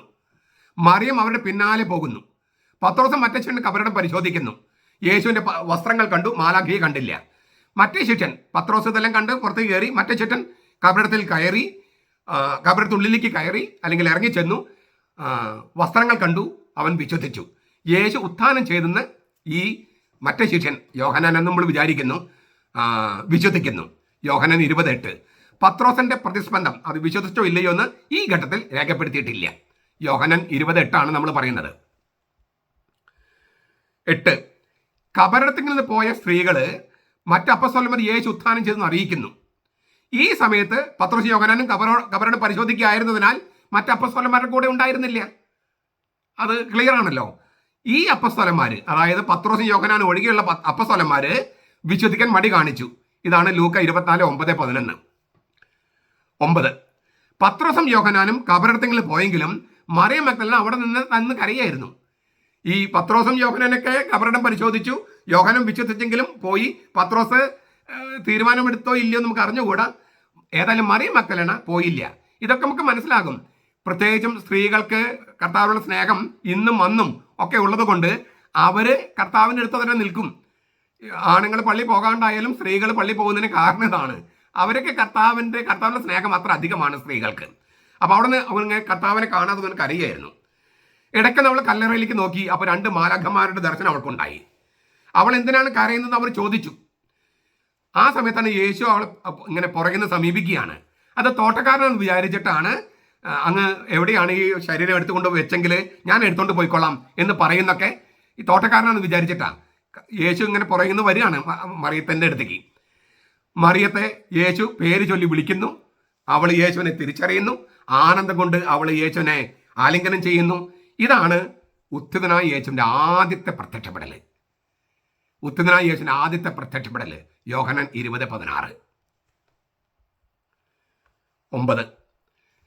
9-10 മൂന്നാം സ്വർഗത്തിൽ നിന്ന് സ്വർഗാദി സ്വർഗത്തിൽ താൻ കയറേണ്ടതുണ്ടെന്നും അതിനു മുമ്പ് മറിയം അപ്പസ്തോലന്മാരുടെ അടുക്കൽ ചെന്ന് ഉത്ഥാനവാർത്ത അറിയിക്കണമെന്നും യേശു മറിയം മക്കളോട് പറയുന്നു.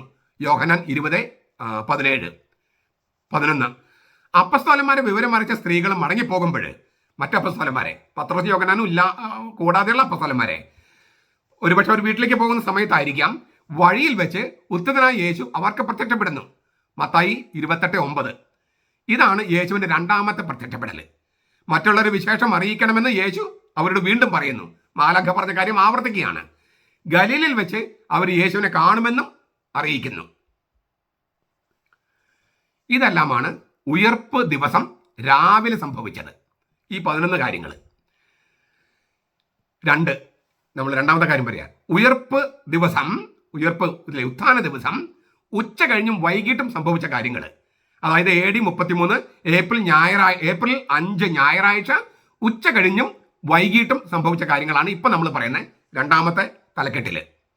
1. ഉത്ഥാന ദിവസം തന്നെ 2 ശിഷ്യന്മാർ ക്ലെയോഫാസും മറ്റൊരാളും എമ്മാവൂസിലേക്ക് പോവുകയായിരുന്നു. യേശുവിൻ്റെ ഉത്ഥാനത്തെക്കുറിച്ചുള്ള വാർത്ത അവർ കേട്ടിരുന്നു, എന്നാൽ വിശ്വസിക്കാൻ പറ്റിയിട്ടില്ല. യേശു അവരുടെ കൂടെ നടന്നു. അവർ തിരിച്ചറിഞ്ഞില്ല. യേശു വചനം വ്യാഖ്യാനിച്ചു. അവരുടെ ഹൃദയം ജ്വലിച്ചുകൊണ്ടിരുന്നു. അവസാനം അവൻ അപ്പമെടുത്ത് വാഴ്ത്തി മുറിച്ച് അവർക്ക് കൊടുത്തു. കുർബാന. അപ്പം മുറിച്ചപ്പോൾ അവരുടെ കണ്ണുകൾ തുറക്കപ്പെട്ടു. ഞാൻ നേരത്തെ പറഞ്ഞു, ഇത് വെറും ഒരു അപ്പം മുറിക്കലായിരുന്നെങ്കിൽ അവരെ കണ്ണ് തുറക്കൂല, യേശുവിനെ തിരിച്ചറിയില്ല. ഇത് കുർബാനയായതുകൊണ്ടാണ്, വചന വ്യാഖ്യാനവും പിന്നെ അനാശ്രയമായതുകൊണ്ടാണ് അവർ കർത്താവിനെ തിരിച്ചറിഞ്ഞത്. ഇന്നും കർത്താവിനെ തിരിച്ചറിയുന്നത് വചനത്തിലൂടെയും കൂദാശയിലൂടെയുമാണ്. കൂദാശയുടെ ഘടന, കുർബാനയുടെ ഘടന യേശു തന്നെ കൊടുത്തതാണ്. ഈ എമ്മാവൂസിലേക്ക് പോയ ശിഷ്യന്മാരുടെ അനുഭവത്തിലൂടെ അത് വളരെ വ്യക്തമാണ്. അവനെ തിരിച്ചറിഞ്ഞ ശിഷ്യന്മാര്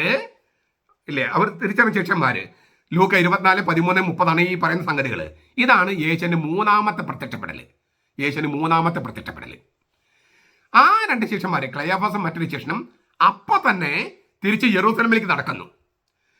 11 പേരോടും തങ്ങളുടെ അനുഭവം അവർക്ക് പങ്കുവെക്കാനാണ് ചെല്ലുന്നത്. ഈ 11 പേരും ഒരുമിച്ച് ഇരിക്കുകയായിരുന്നോ, ചെറിയ ചെറിയ ഗണങ്ങളായിട്ട് അവർ നിൽക്കുകയാണോ എന്ന് നമുക്ക് അങ്ങനെ ആയിരിക്കാൻ സാധ്യത. കാരണം വിശ്വസിക്കാനുള്ള വിമുഖത തുടരുകയാണ്. മർക്കോസ് 16:13 അത് പറയുന്നു. അങ്ങനെ ഈ വിശ്വസിക്കാനുള്ള വിമുഖത ഉള്ള സമയത്താണ് പത്രോസ് ഇടപെടുന്നത്. തനിക്ക് യേശു പ്രത്യക്ഷപ്പെട്ട സംഗതി പത്രോസ് വെളിപ്പെടുത്തുന്നു. അപ്പോൾ അവർ വിശ്വസിക്കുന്നു. ഇതാണ് 4ാമത്തെ പ്രത്യക്ഷപ്പെടൽ. ലൂക്ക 24:34, 1 കോരിന്തോസ് 15:5. അതായത് ഉത്ഥാനം ചെയ്ത കർത്താവ് കേഫാസിന് പ്രത്യക്ഷപ്പെട്ടുവെന്ന് 1 കോരിന്തോസ് 15:5.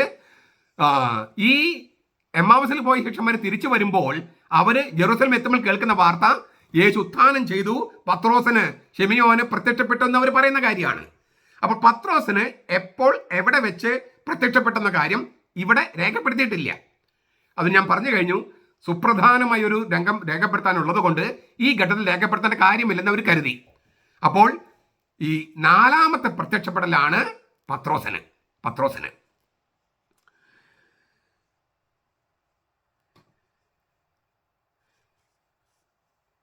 ഈ ഞാൻ നേരത്തെ പറഞ്ഞ കാര്യം ഒന്ന് ആവർത്തിക്കുകയാണേ.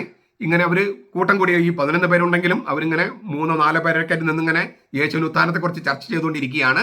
പത്രോസ് എല്ലാം പറഞ്ഞു കഴിഞ്ഞ് പിന്നെ എമ്മാവൂസിൽ ശിഷ്യന്മാർ വന്നു കഴിഞ്ഞപ്പോൾ 11 പേരും ഒരുമിച്ചിരുന്ന് ഈ എമ്മാവൂസിലുണ്ടായ സംഗതികളുടെ ആ വിവരണം മുഴുവൻ കേട്ടു. അതാണ് ലൂക്ക 24:34. അതാണ് ഇപ്പൊ ഇത് രണ്ടാമത്തെ, അതായത് ഉയർപ്പ് നാളിൽ ഉച്ച കഴിഞ്ഞുണ്ടായ രണ്ടാമത്തെ സംഗതിയാണ് പറയണേ. രണ്ടാമത്തെ സംഗതി നാലാമത്തെ പ്രത്യക്ഷപ്പെടൽ. മൂന്നാമത്തെ സംഗതി, അതായത് ഈ ഉയർപ്പ് ദിവസം തന്നെ ആ സമയത്ത്, അതായത് വൈകിട്ട് സന്ധ്യയ്ക്ക് ഇവർ എമ്മാവസിലേക്ക് പോയ ശിഷ്യന്മാർ തിരിച്ചെത്തി. ആ സമയത്ത് അവർ ആ കാര്യങ്ങൾ വർണ്ണിക്കുന്ന സമയത്ത് യേശു ഉത്ഥാനം ചെയ്തു, കേഫാസൻ പ്രത്യക്ഷപ്പെട്ടു എന്ന് പറഞ്ഞുകൊണ്ടിരിക്കുന്ന സമയത്ത് ആ സമൂഹത്തിലേക്ക് ഇല്ലേ എമ്മാവസിലെ ശിഷ്യന്മാർ എത്തി. ആ അവരുടെ അനുഭവം പങ്കുവെക്കുന്ന സമയത്ത് യേശു അവർക്ക് വീണ്ടും പൊതുവായിട്ട് പ്രത്യക്ഷപ്പെട്ടു. അതാണ് അഞ്ചാമത്തെ പ്രത്യക്ഷപ്പെടൽ.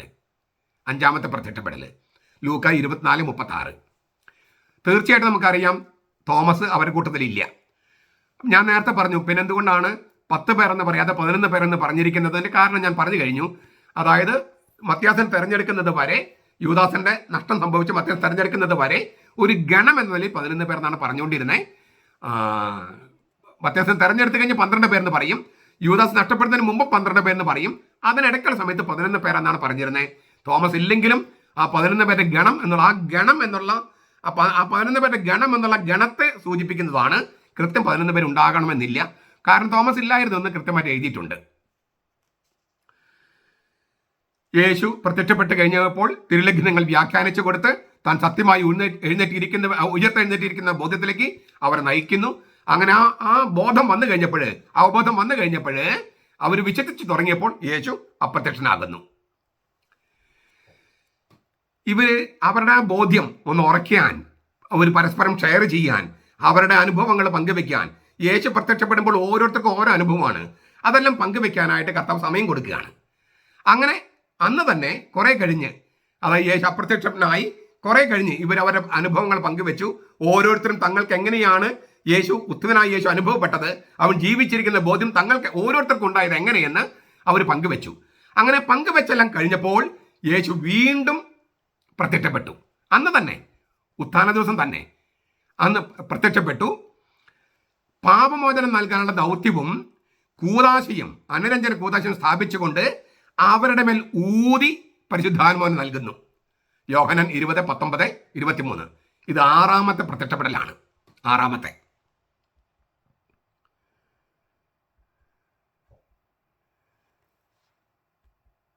ഇപ്പൊ നമുക്ക് മനസ്സിലാകുന്ന ഒരു സംഗതി, ഉത്ഥാന ദിവസം, യേശു ഉത്ഥാനം ചെയ്ത ദിവസം 6 പ്രത്യക്ഷപ്പെടലുകൾ നടന്നു എന്നുള്ളതാണ്.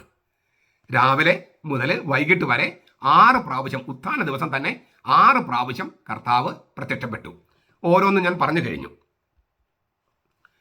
ഇനി മൂന്നാമത്തെ തലക്കെട്ട്, നമ്മൾ ഈ പറയുന്നതിൽ മൂന്നാമത്തെ തലക്കെട്ട്, ഉത്ഥാന ദിവസം മുതൽ 40 ദിവസത്തേക്ക് പ്രത്യക്ഷപ്പെട്ടുവെന്ന് നടപടി ഗ്രന്ഥം 1:3-4 പറയുന്നുണ്ട്. ഉത്ഥാന ദിവസം മുതൽ 40 ദിവസത്തേക്ക് പ്രത്യക്ഷപ്പെട്ടു. അതായത് AD 33 ഏപ്രിൽ 5 ഞായറാഴ്ച മുതൽ മെയ് 14 വ്യാഴം വരെ 40 ദിവസത്തിൽ പ്രത്യക്ഷപ്പെട്ടു. ഈ 40 ദിവസം പ്രത്യക്ഷപ്പെട്ടത് എന്തൊക്കെ ചെയ്തെന്ന കാര്യം അവിടെ പറഞ്ഞിരിക്കുന്നു. ഒന്ന്, പ്രത്യക്ഷപ്പെട്ടു, 40 ദിവസം പ്രത്യക്ഷപ്പെട്ടു, ദൈവരാജ്യത്തെക്കുറിച്ച് പഠിപ്പിച്ചു, പിന്നെ അവരോടൊപ്പം ഉപ്പ് ഭക്ഷിച്ചു. ഉപ്പ്, നമ്മൾ ഉപ്പ് ഭക്ഷിച്ചും തർജ്ജമ ചെയ്യാറില്ല, അവരോടൊപ്പം ഭക്ഷണത്തിന് ഇരിക്കുമ്പോൾ എന്നൊക്കെയാണ് തർജ്ജമ ചെയ്യുക. പക്ഷേ ആക്ഷരികമായിട്ട് ഉപ്പ് ഭക്ഷിച്ചു എന്നാണ്. ഉപ്പ് എന്ന് ബൈബിളിൽ ഉപയോഗിക്കുന്നത് സ്ഥായിയായ ഉടമ്പടിക്കാണ്. അവരോടൊപ്പം ഉപ്പ് ഭക്ഷിച്ചെന്ന് പറഞ്ഞാൽ യേശു അപ്പമെടുത്ത് വാഴ്ത്തി അവരെ നിത്യമായ ഉടമ്പടിയിലേക്ക് പ്രവേശിപ്പിച്ചുകൊണ്ടിരുന്നു എന്നാണ്. എന്ന് വെച്ചാൽ എമ്മാവസിൽ വെച്ച് കർത്താവ് കുർബാന അർപ്പിച്ചതുപോലെ 40 ദിവസം കർത്താവ് ചെയ്തു. അതാണ് ഈ ഉപ്പ് ഭക്ഷിച്ചെന്ന് പറയുന്ന അർത്ഥം. ഉപ്പ് ഭക്ഷിക്കുക എന്നുള്ളൊരു പ്രയോഗമാണ് ബൈബിളിൽ. അതിൻ്റെ വിശദാംശങ്ങൾ ഇപ്പം എനിക്ക് പറയാൻ കഴിയില്ല. നിങ്ങൾക്ക് വേണമെങ്കിൽ ബെനഡിക്ട് മാർപ്പാപ്പയുടെ പുസ്തകങ്ങൾ നസ്രത്തിൽ യേശു ബിബ്ലിയ അക്കാദമി പ്രസിദ്ധപ്പെടുത്തിയിട്ടുണ്ട്. അവിടെ നിന്നുള്ളത് നിങ്ങൾക്ക് വായിക്കാം. 3 വോളികളിലുണ്ട്. അത് നിങ്ങൾക്ക് വാങ്ങി വായിക്കാം. വിശദമായിട്ട് മാർപ്പാപ്പയോടെ ചർച്ച ചെയ്യുന്നുണ്ട്. ഉപ്പ് ഭക്ഷിച്ചെന്ന് പറഞ്ഞാൽ കുർബാന അർപ്പിച്ചു എന്നാണ് അർത്ഥം. കാരണം സ്ഥായിയായ പുതിയ ഉടമ്പടിയിലേക്ക് അവരെ പ്രവേശിപ്പിച്ചു എന്നാണ് ആ പ്രയോഗത്തിനർത്ഥം. അതായത് എമ്മാവസിൽ യേശു ചെയ്ത കാര്യം 40 ദിവസം കർത്താവ് ചെയ്തു. ഇത് വളരെ പ്രധാനപ്പെട്ട സംഗതിയാണ്. കാരണം മറ്റ് ചില നമുക്കിങ്ങനെ വൈരുദ്ധ്യം തോന്നുന്ന ചില വാക്കുകളെ വ്യാഖ്യാനിക്കാൻ ഈ പ്രയോഗം നമുക്ക് ഉപയോഗപ്പെടും. ഇത് എഴുതിയിരിക്കുന്നത് നടപടി ഗ്രന്ഥം 1-ാമത്തെ അധ്യായം 3 മുതൽ 4 വാക്യങ്ങളിലാണ്. ഇങ്ങനെ 40 ദിവസവും അവൻ പ്രത്യക്ഷപ്പെട്ടു, ദൈവരാജ്യത്തെക്കുറിച്ച് പഠിപ്പിച്ചു, വിശുദ്ധ കുർബാന അർപ്പിച്ച് അവരെ സ്ഥായിയായി ഉടമ്പടിയിലേക്ക് പ്രവേശിപ്പിച്ചെങ്കിലും ചില പ്രത്യക്ഷപ്പെടലുകൾ പ്രധാനപ്പെട്ടതാണ്. ഇതിനേക്കാളും പ്രധാനപ്പെട്ടത്, അല്ലെങ്കിൽ ഇതിൽ നിന്നും വ്യത്യസ്തമായ തരത്തിലുള്ള പ്രത്യക്ഷപ്പെടലാണ്. അതാണ് 8-ാം ഇടത്തിൽ സംഭവിക്കുന്നത്. ഉത്ഥാന ദിവസത്തിന്റെ 8-ാം ഇടത്തിൽ അത് വേറിട്ടൊരു അനുഭവമാണ്. ആ അനുഭവത്തെക്കുറിച്ച് നമ്മൾ പറഞ്ഞു കഴിഞ്ഞു. അത് സവിശേഷമായി രേഖപ്പെടുത്തിയിരിക്കുകയാണ്. ആഴ്ചയുടെ ആദ്യ ദിവസം സഭയുടെ കാലയളവിൽ സവിശേഷ ദിവസം ആയിരിക്കേണ്ടതിനാണ് ആ ദിവസം തന്നെ കർത്താവ് സവിശേഷമായ തരത്തിൽ പ്രത്യക്ഷപ്പെടുന്നത്. യോഹന്നാൻ 20-ാമത്തെ അധ്യായം 19 മുതൽ 23 വരെയുള്ള തിരുവചനങ്ങളാണ് നമ്മൾ പറയുന്നത്. അതായത് പ്രത്യക്ഷപ്പെട്ട് അവരുടെ മേൽ ഊതി കൂദാശ കൊടുക്കുകയാണ്. അത് ഞായറാഴ്ചയാണ്. ഉത്ഥാന ദിവസം കഴിഞ്ഞിട്ട്, ഉത്ഥാന ദിവസം ഞായറാഴ്ച കഴിഞ്ഞ് 8-ാം ഇടം. ഉത്ഥാന ദിവസമാണ് ഞാൻ ഈ പറഞ്ഞ സംഗതി. ഞാൻ പറഞ്ഞാൽ കൺഫ്യൂഷൻ വന്നൊന്നും എനിക്ക് അറിഞ്ഞുകൂടാ. ഉത്ഥാന ദിവസം കർത്താവ് ഊതി അവർക്ക് പരിശുദ്ധാത്മാവിനെ നൽകി പാപമോചന അധികാരം കൊടുത്തു.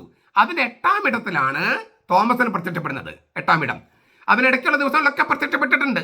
അതാണ് ഞാൻ പറഞ്ഞ 40 ദിവസത്തേക്ക് പ്രത്യക്ഷപ്പെട്ടു. പക്ഷേ 8-ാം ഇടത്തിൽ സംഭവിക്കുന്നത് യോഹന്നാൻ 20-24 തോമസിന് പ്രത്യക്ഷപ്പെടുന്നത് സവിശേഷമായിട്ട് രേഖപ്പെടുത്തിയിരിക്കുക. അതായത് പിന്നത്തെ ഞായറാഴ്ച, പുതു ഞായറാഴ്ച. അത് ഈ അങ്ങനെ തോമസിന് പ്രത്യക്ഷപ്പെടാനുള്ള കാരണം നിങ്ങൾക്കറിയാം. ഉത്ഥാന ദിവസം യേശു പ്രത്യക്ഷപ്പെട്ട് ഊതി അവർക്ക് ആത്മാവിനെ കൊടുത്തു, അവൻ്റെ കൈകൾ കാണിച്ചു, വിലാപ്പുറം കാണിച്ചു. ഈ കാര്യങ്ങളൊക്കെ തോമസിനോട് പറഞ്ഞു.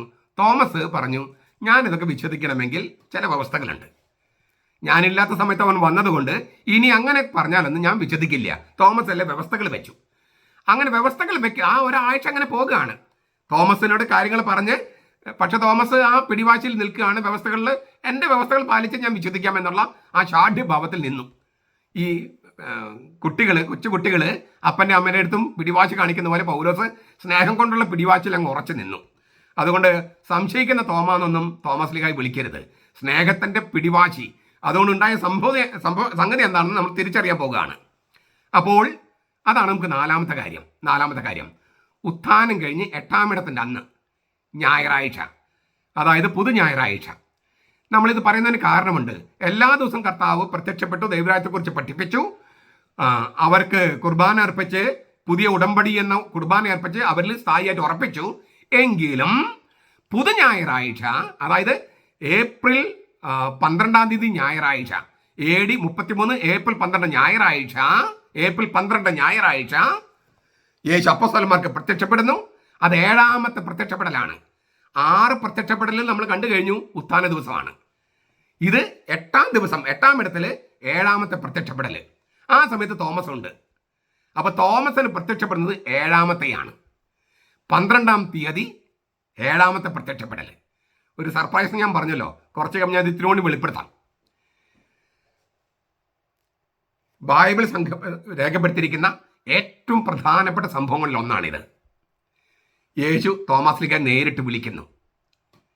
എന്നിട്ട് എൻ്റെ കൈകൾ കാണ്, നിന്റെ കൈനീട്ട് എൻ്റെ വിലാപ്പുറത്ത് വെക്കുക എന്നൊക്കെ പറഞ്ഞ് കർത്താവ് തോമസിനെ വിളിക്കുകയാണ്. തോമസ് ആ വിലാപ്പുറത്ത് കൈകൾ വെച്ച് എൻ്റെ കർത്താവേ, എൻ്റെ ദൈവമേ എന്ന് പറയുകയാണ്. എൻ്റെ കർത്താവേ, എൻ്റെ ദൈവമേ, ഇത്രയും യാഹ്വേ അല്ലേ, മായി യാഹ്വേ, മായി എലോഹിം, എൻ്റെ കർത്താവേ, എൻ്റെ ദൈവമേ, എൻ്റെ യാഹ്വേ, എൻ്റെ ദൈവമേ, ഇത്രയും ഉന്നതമായ ഒരു വിശ്വാസ പ്രഖ്യാപനം പത്രോസോ പൗലോസോ പോലും നടത്തിയിട്ടില്ല. യോഹന്നാൻ പോലും നടത്തിയിട്ടില്ല. തോമസാണ് നടത്തിയത്. അതായത് ബൈബിൾ രേഖപ്പെടുത്തിയിരുന്ന ഏറ്റവും ഉന്നതമായ വിശ്വാസ പ്രഖ്യാപനം വന്നത് തോമസ് ലീഗയുടെ വായിൽ നിന്നാണ്. അത് പുതു ഞായറാഴ്ച, അതായത് ഉത്ഥാന ദിവസത്തിൻ്റെ 8-ാം ഇടത്തിൽ. ആ തോമസ് ലീഗയാണ് ഇന്ത്യയിലേക്ക് വന്നത്. ഇത്രയും ഭംഗിയായിട്ട്, ഇത്രയും ഗാംഭീര്യത്തോടെ എഴുതിയിരിക്കുന്ന ഒരു കാര്യമാണ്, തിരുവചനത്തിൽ എഴുതിയിരിക്കുന്ന കാര്യമാണ് പുതു ഞായറാഴ്ച സംഭവിച്ചത്. അതാണ് ഞാൻ കഴിഞ്ഞ ഞായറാഴ്ച ഞാൻ പറഞ്ഞത്. അത്രയും പ്രത്യേകിച്ച് തോമസ് ലീഗ ഇന്ത്യയിൽ വന്നതുകൊണ്ട് അത് അങ്ങേയറ്റം ഗാംഭീര്യത്തോട് തന്നെ അവൻ സ്ഥാപിച്ച 7 സഭകൾ, അതും 7 സഭകൾ 8-ാം ഇടത്തിൻ്റെ അന്ന് യേശുവിൻ്റെ സംഖ്യ 8. അങ്ങനെ അതെല്ലാം ബൈബിളുമായിട്ട് ഇങ്ങനെ എന്താ പറയുക, തിരുവചനത്തിൽ ആറാടി നിൽക്കുന്നൊരു സംഭവമാണ്.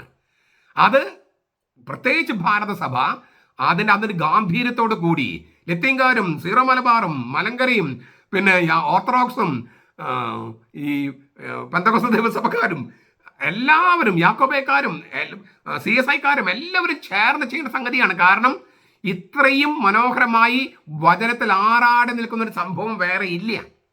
അത് അത്രയും ഗാംഭീര്യത്തോടെ ആഘോഷിക്കണം. കാരണം അതിലൂടെയാണ് ഈ വിശ്വാസം നമുക്ക് പകർന്നു കൊടുക്കാൻ കഴിയുക എന്നുള്ളതാണ് എൻ്റെ ഒരു പോയിന്റ്. അതേക്കുറിച്ച് വളരെ മനോഹരമായി ഞാൻ കഴിഞ്ഞ ആഴ്ച പറഞ്ഞിരുന്നു, അതുകൊണ്ട് ഞാൻ അതിലേക്ക് പോകുന്നില്ല. അപ്പോൾ തോമസിനുള്ള പ്രത്യക്ഷപ്പെടൽ യേശുവിൻ്റെ 7ാമത്തെ പ്രത്യക്ഷപ്പെടലാണ്. അതായത് തോമസിന് 7 പ്രാവശ്യമല്ല, 7ാമത്തെ പ്രത്യക്ഷപ്പെടലാണ് തോമസ് ഉത്തിതനായി യേശുവിനെ കാണുന്നത്.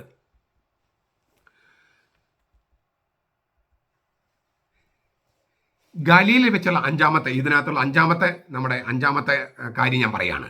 ഗലീലിൽ വെച്ചുള്ള പ്രത്യക്ഷപ്പെടൽ ഒരുക്കം. ഗലീലിൽ വെച്ചൊരു കൂടിക്കാഴ്ച ഉണ്ടാകുമെന്ന് യേശു മുൻപേ അറിയിച്ചിരുന്നു. മത്തായി 28:10, മർക്കോസ് 16:7. അതിനുവേണ്ടി ശിഷ്യന്മാർ ജെറൂസലേമിൽ നിന്ന് ഗലീലിലേക്ക് പോകുന്നു. ഞാൻ നേരത്തെ പറഞ്ഞു 2-3 ദിവസത്തെ യാത്ര വേണം, ഒരു 100 കിലോമീറ്ററിൽ മേലെയുണ്ട്. എന്തുകൊണ്ടാണ് ഗലീലിൽ വെച്ചൊരു കൂടിക്കാഴ്ച വേണമെന്ന് കർത്താവ് പറഞ്ഞത്? ഗലീലിലെ പരിസരത്ത്, നസറത്തൊക്കെ ഗലീലിലാണ്. അവിടെയാണ് യേശു വളർന്നത്.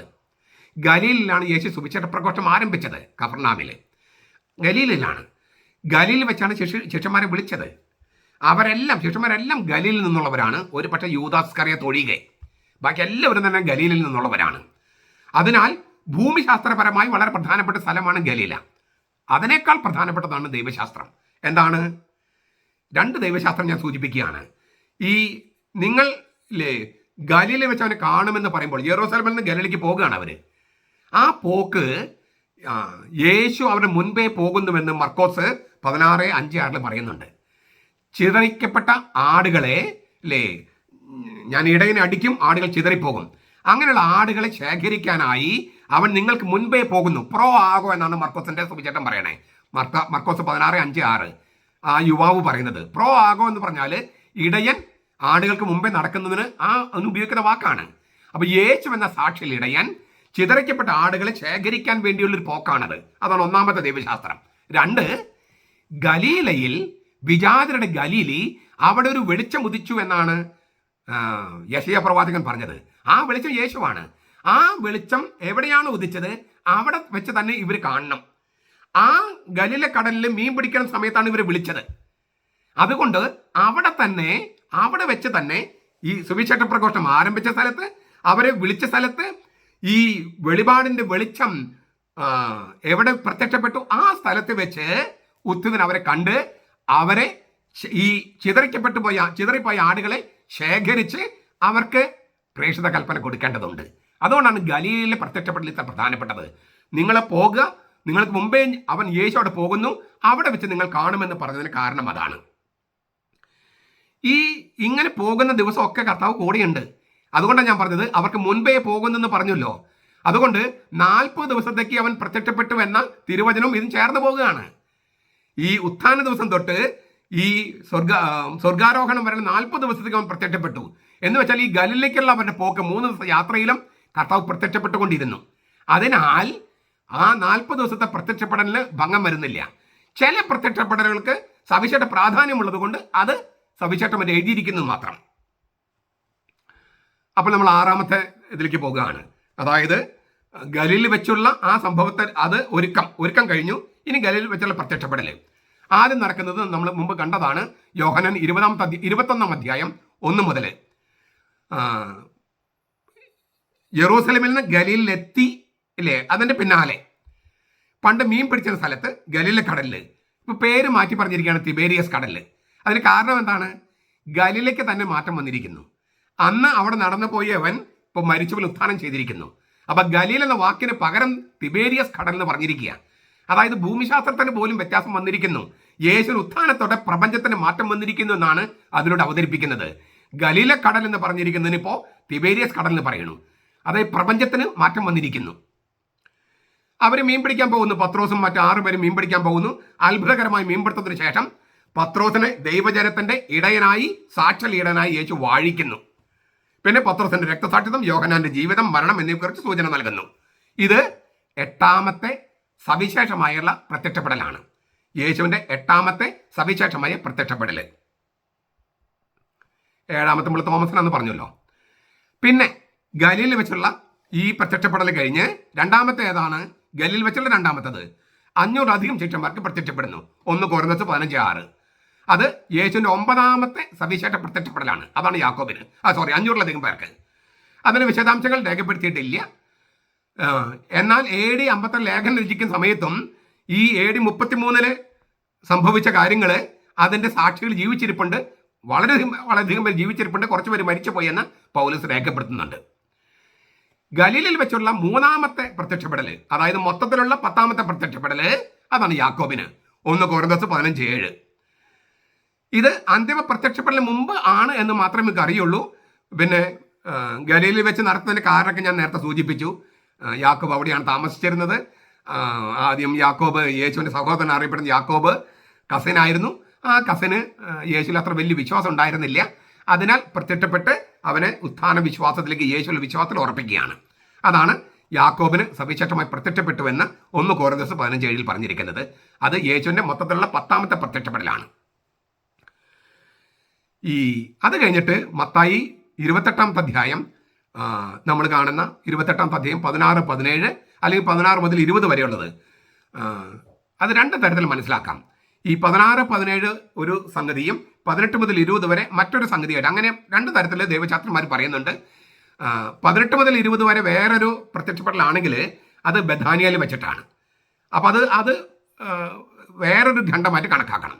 അതല്ലെങ്കിൽ അതിൻ്റെ ഈ ഗലീൽ വെച്ചുള്ള പ്രത്യക്ഷപ്പെടലായിട്ട് കണക്കാക്കുകയാണ്. അതായത് 16 മുതൽ 20 വരെ ഒറ്റ ഘട്ടമായിട്ട് കണക്കാക്കുകയാണെങ്കിൽ ഗലീലിൽ വെച്ചാണ്. 16, 17 ഗലീലിൽ വെച്ചും 18 മുതൽ 20 വരെ ജെറൂസലമിൽ വെച്ചാണെന്ന് ഒരു കൂട്ടർ പറയണു.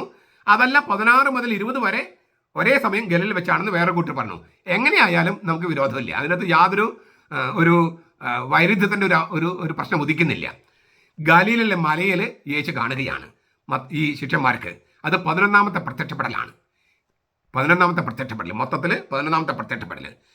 ഇവിടെ വെച്ച് ആയിരിക്കാം പ്രേക്ഷിത കൽപ്പന നൽകിയത് 28, 18 മുതൽ 20 വരെ. അല്ലെങ്കിൽ ഞാൻ നേരത്തെ പറഞ്ഞതുപോലെ ഇത് വിശ്വാസം സ്ഥിരീകരിക്കാനുള്ള ഒരു പ്രത്യക്ഷപ്പെടലായിരിക്കാം. പ്രേക്ഷിത കൽപ്പന നൽകിയത് അവസാനത്തെ പ്രത്യക്ഷപ്പെടൽ നേരത്തായിരിക്കാം. ഏതായാലും ഇത് 11ാമത്തെ പ്രത്യക്ഷപ്പെടലാണ് ഗലീലിലെ മലയുടെ മുകളിൽ, മത്തായി 28, 16, 17. ഇത്രയും കഴിഞ്ഞിട്ട് പിന്നെ ശിഷ്യന്മാർ ജെറൂസലമിലേക്ക് തിരിച്ചു പോകുകയാണ്. എന്താ കാര്യം? പെന്തക്കോസ്ത തിരുനാൾ വന്നുകൊണ്ടിരിക്കുന്നു. പെസഹ കഴിഞ്ഞ 50ാം ദിവസം പെന്തക്കോസ്ത തിരുനാളാണ് യഹൂദരുടെ. ആ പെന്തക്കോസ്ത തിരുനാൾ പങ്കെടുക്കണം. അതിനുവേണ്ടി തിരിച്ചു നടക്കുകയാണ് ജെറൂസലമിലേക്ക്. ഇവിടെ നമുക്കൊരു സംശയം ഉണ്ടാകാം. ഈ ലൂക്കായുടെ സുവിശേഷത്തിൽ പറയുന്നുണ്ട്, നടപടി ഗ്രന്ഥത്തിലും പറയുന്നുണ്ട്, നിങ്ങൾ നഗരം വിട്ട് പോകരുത്, അതായത് ജെറൂസലം നഗരം വിട്ട് പോകരുത്. ഇപ്പോൾ ഒരു നഗരം വിട്ട് ഗലീലയ്ക്ക് പോയില്ലേ, അപ്പോൾ യേശുവിൻ്റെ കൽപ്പന ലംഘിച്ചോ? അതാണൊരു ചോദ്യം. അതിന് ഉത്തരമായിട്ട് നമുക്ക് എന്താ പറയുക? 2 കാര്യങ്ങൾ പറയാം. ഒന്ന്, നഗരം വിട്ട് പോകരുതെന്ന് പറഞ്ഞ കർത്താവ് തന്നെയാണ് നിങ്ങൾ ഗലീലയ്ക്ക് പോകണമെന്ന് പറഞ്ഞത്, അല്ലേ? നഗരം വിട്ട് പോകരുതെന്ന് പറഞ്ഞ അതേ കർത്താവ് തന്നെയാണ് ഈ ഗലീലയ്ക്ക് പോകണമെന്ന് പറഞ്ഞത്. അപ്പം ഗലീലയ്ക്ക് പോകുമ്പോൾ ഈ ജെറൂസലം നഗരം വിട്ട് പോകുമെന്ന കാര്യം കർത്താവിന് അറിയാൻ പാടില്ലായിരുന്നോ? അറിയാമായിരുന്നു. അപ്പോൾ പിന്നെ എന്തുകൊണ്ടാണ് നഗരം വിട്ട് പോകരുതെന്ന് പറഞ്ഞത്? അപ്പോൾ ആ നഗരം എന്നതിന് നമ്മൾ ഉദ്ദേശിക്കുന്ന ഒരു അർത്ഥത്തിനേക്കാൾ കവിഞ്ഞ അർത്ഥമുണ്ടാകും. എന്താണത്? എന്തായിരിക്കും? ഈ ഉത്ഥാനം കഴിഞ്ഞിട്ടുള്ള അവരുടെ അനുഭവം എന്ന് പറയുന്നത് സ്വർഗത്തിൻ്റെ ഒരു മുൻ ആസ്വാദനമാണ്. സ്വർഗീയ ജെറൂസലം എന്ന നഗരത്തിൻ്റെ ആസ്വാദനമാണ്. ഉത്ഥിതൻ്റെ കൂടെയാണ് അവർ കഴിയണേ. ഉത്ഥിതൻ്റെ കൂടെ 40 ദിവസം കർത്താവിൻ്റെ കൂടെയാണ്. അതായത് സ്വർഗത്തിലായിരിക്കുന്ന ഒരു അവസ്ഥയാണ്, സ്വർഗീയ ജെറൂസലമിലായിരിക്കുന്ന അവസ്ഥ. അതായത് നിങ്ങൾ സ്വർഗീയ ജെറൂസലമിലായിരിക്കുന്ന എന്നെ വിട്ട് പോകരുതെന്നാണ് ഈ പറഞ്ഞതിൻ്റെ അർത്ഥം. ദൈവശാസ്ത്രമാണ് അവിടെ. നഗരം വിട്ട് പോകരുതെന്ന് പറഞ്ഞിരിക്കുന്നതിന് ദൈവശാസ്ത്രമാണ്. നമ്മൾ ഭൂമിശാസ്ത്രം മാത്രം വെച്ച് നോക്കിയാൽ പോരാ. ഈ ബൈബിൾ വ്യാഖ്യാനിക്കുമ്പോൾ ശ്രദ്ധിക്കേണ്ട ഏറ്റവും പ്രധാനപ്പെട്ട സംഗതി, ഒന്ന് ഭൂമിശാസ്ത്രമോ ഭാഷാശാസ്ത്രമോ അല്ല ഒന്നാമത് വരിക, ദൈവശാസ്ത്രമാണ്. ദൈവശാസ്ത്രത്തിൻ്റെ ദാസി മാത്രമാണ് ഭാഷയും ഭൂമിശാസ്ത്രവും. ഞാൻ നേരത്തെ പറഞ്ഞല്ലോ, ഗലീലക്കടൽ എന്നുള്ള വാക്കിൻ്റെ അർത്ഥം ആ ഗലീലക്കടലിനെ മാറ്റി തിബേരിയസ് ആക്കിയതിന് പോലും ദൈവശാസ്ത്രമുണ്ട്. ആ കടലിന് 2 പേരുണ്ടായിരുന്നു. ഗലീലക്കടലിന് പേരുണ്ടായിരുന്നു, തിബേരിയസിന് പേരുണ്ടായിരുന്നു. മുൻപ് ഗലീലക്കടലിനാണ് അവർ പറഞ്ഞുകൊണ്ടിരുന്നത്. ഈ ഉത്ഥാനം കഴിഞ്ഞപ്പോൾ അവർ തിബേരിയസ് എന്ന് പറയുകയാണ്. അപ്പോൾ ആ വ്യത്യാസം ഉത്ഥാനത്തിൻ്റെ വ്യത്യാസം, ഉത്ഥാനത്തിലൂടെ പ്രപഞ്ചത്തിന് വന്ന വ്യത്യാസം കാണിക്കാൻ വേണ്ടിയാണ്. അതേപോലത്തെ ഒരു വ്യത്യാസം ഈ നഗരം എന്ന വാക്കിനുണ്ട്. ഉത്ഥിതനായ കർത്താവ്, അതായത് സ്വർഗത്തിലായിരിക്കുന്ന കർത്താവിൻ്റെ കൂടിയാണ് ഭൂമിയിൽ ഇവരായിരിക്കുന്നത്. അങ്ങനെ സ്വർഗീയ ജെറൂസലമിൻ്റെ ആ അനുഭവത്തിൽ നിന്നും നിങ്ങൾ വിട്ടുപോകരുത് എന്നാണ് ഒന്നാമത്തെ അർത്ഥം. 2, കർത്താവ് ഞങ്ങളുടെ കൂടെ പാർത്താലും എന്ന് ഇവർ പറയുന്നുണ്ട്. Stay with us Lord. കർത്താവ് അവരുടെ കൂടെ പാർക്കുന്നു. കർത്താവിൻ്റെ കൂടെ പാർക്കുക എന്നുള്ളതാണ് പോയിന്റ്. കർത്താവിൻ്റെ കൂടെ പാർക്കുക. അപ്പോൾ ഈ 40 ദിവസം അവർ കർത്താവിൻ്റെ കൂടെയാണ് പാർത്തത്. അതുകൊണ്ട് അവരെവിടെ പോയാലും ഒരു നഗരം വിട്ട് പോയിട്ടില്ലെന്നർത്ഥം. അതായത് അവരുടെ അനുഭവത്തിൽ അവരെങ്ങും പോയിട്ടില്ല. അതിനെ നമ്മൾ ഭൂമിശാസ്ത്രപരമായി മാത്രം കണ്ടാൽ പ്രശ്നമുണ്ട്. അതേസമയം ഞാൻ ഈ പറഞ്ഞ തരത്തിലാണ് കാണുന്നതെങ്കിൽ അത് വളരെ അർത്ഥവത്തായ ഒരു സംഗതിയാണ്. അതായത് സ്വർഗീയ ജെറൂസലം എന്ന നഗരത്തിന്റെ അവസ്ഥയിൽ ആയിരിക്കുക. അവർ എപ്പോഴും അങ്ങനെ ആയിരുന്നു. അങ്ങനെ ആയിരുന്നത് കൊണ്ടാണ് അവർക്ക് ഈ അനുഭവം, ഈ ദൈവാനുഭവം, ക്രിസ്തുനുഭവം, ഉത്ഥിതന്റെ അനുഭവം ശരിക്കും ആഴത്തിൽ അനുഭവപ്പെട്ടത്. അതിനുവേണ്ടി മരിക്കാൻ പോലെ അവർ തയ്യാറാകുന്നതും ഈ അനുഭവത്തിന്റെ വെളിച്ചത്തിലാണ്. അങ്ങനത്തെ ഒരു അനുഭവമാണ് നമ്മൾ കുർബാനയിൽ നമുക്ക് നൽകപ്പെടുന്നതെന്ന് ഓർക്കണം. അത് ഞാൻ പറഞ്ഞു കഴിഞ്ഞു. ചുരുക്കത്തിൽ ഉത്ഥിതനുമായുള്ള അവരുടെ സഹവാസമാണ് അവരുടെ നഗരാനുഭവം, സ്വർഗീയ ജെറൂസലേമിന്റെ അനുഭവം. സ്വർഗത്തിൽ ഇറങ്ങി വരുന്ന പുതിയ ജെറൂസലേമിന്റെ മുൻ ആസ്വാദനത്തിലാണ്, മുൻകൂറായി പൂർവ്വരൂപത്തിൽ അവർ ആസ്വദിക്കുകയാണെന്ന് അർത്ഥം. ഇനി അവിടുത്തെ അന്തിമ പ്രത്യക്ഷപ്പെടൽ, ഏറ്റവും അവസാനത്തെ 12ാമത്തെ പ്രത്യക്ഷപ്പെടൽ, അതായത് 40ാം ദിവസം, AD 33 മെയ് 14 വ്യാഴം. അതാണ് അവസാനത്തെ പ്രത്യക്ഷപ്പെടൽ. ഒലിവ് മലയുടെ, ജെറൂസലമിൻ്റെ തൊട്ടപ്പുറത്താണ്, കിഴക്കാണ് ഒലിവ് മല. ആ ഒലിവ് മലയുടെ അതിൻ്റെ കിഴക്ക് വശത്താണ് ബഥാനിയ. അപ്പോൾ ഒലിവ് മല എന്നും പറയാം, ആ ഒലിവ് മല ചരിവിലാണ് ബഥാനിയ. രണ്ടു തരത്തിലും പറയാം. ഒലിവ് മലയുടെ ചരിവിലുള്ള ബഥാനിയയിലേക്ക് കർത്താവ് അവർ കൂട്ടിക്കൊണ്ടുപോകുന്നു, അന്തിമമായുള്ള നിർദ്ദേശങ്ങളെല്ലാം കൊടുക്കുന്നു, അങ്ങനെ സ്വർഗത്തിലേക്ക് ആരോഹണം ചെയ്യുന്നു. അത് ആ പ്രത്യക്ഷപ്പെടൽ 12ാമത്തെ പ്രത്യക്ഷപ്പെടൽ. സ്വർഗാരോഹണം ചെയ്യുന്നു, അതായത് സ്വർഗാദി സ്വർഗത്തിലേക്ക്, ദൈവപിതാവിൻ്റെ വലത് ഭാഗത്തേക്ക്. ഞാൻ ഇന്നലത്തെ വീഡിയോയിൽ പറഞ്ഞു, 7ാം സ്വർഗത്തിലേക്ക് കർത്താവ് പ്രത്യക്ഷപ്പെടുന്നു. ഇതിന് ശേഷം ഒരേ ഒരാൾക്ക് പ്രത്യക്ഷപ്പെട്ടിട്ടുള്ളൂ, അത് പൗലോസിനാണ്. അത് ഏതാണ്ട് ഒരു 2 വർഷത്തോളം കഴിഞ്ഞിട്ടാണ്.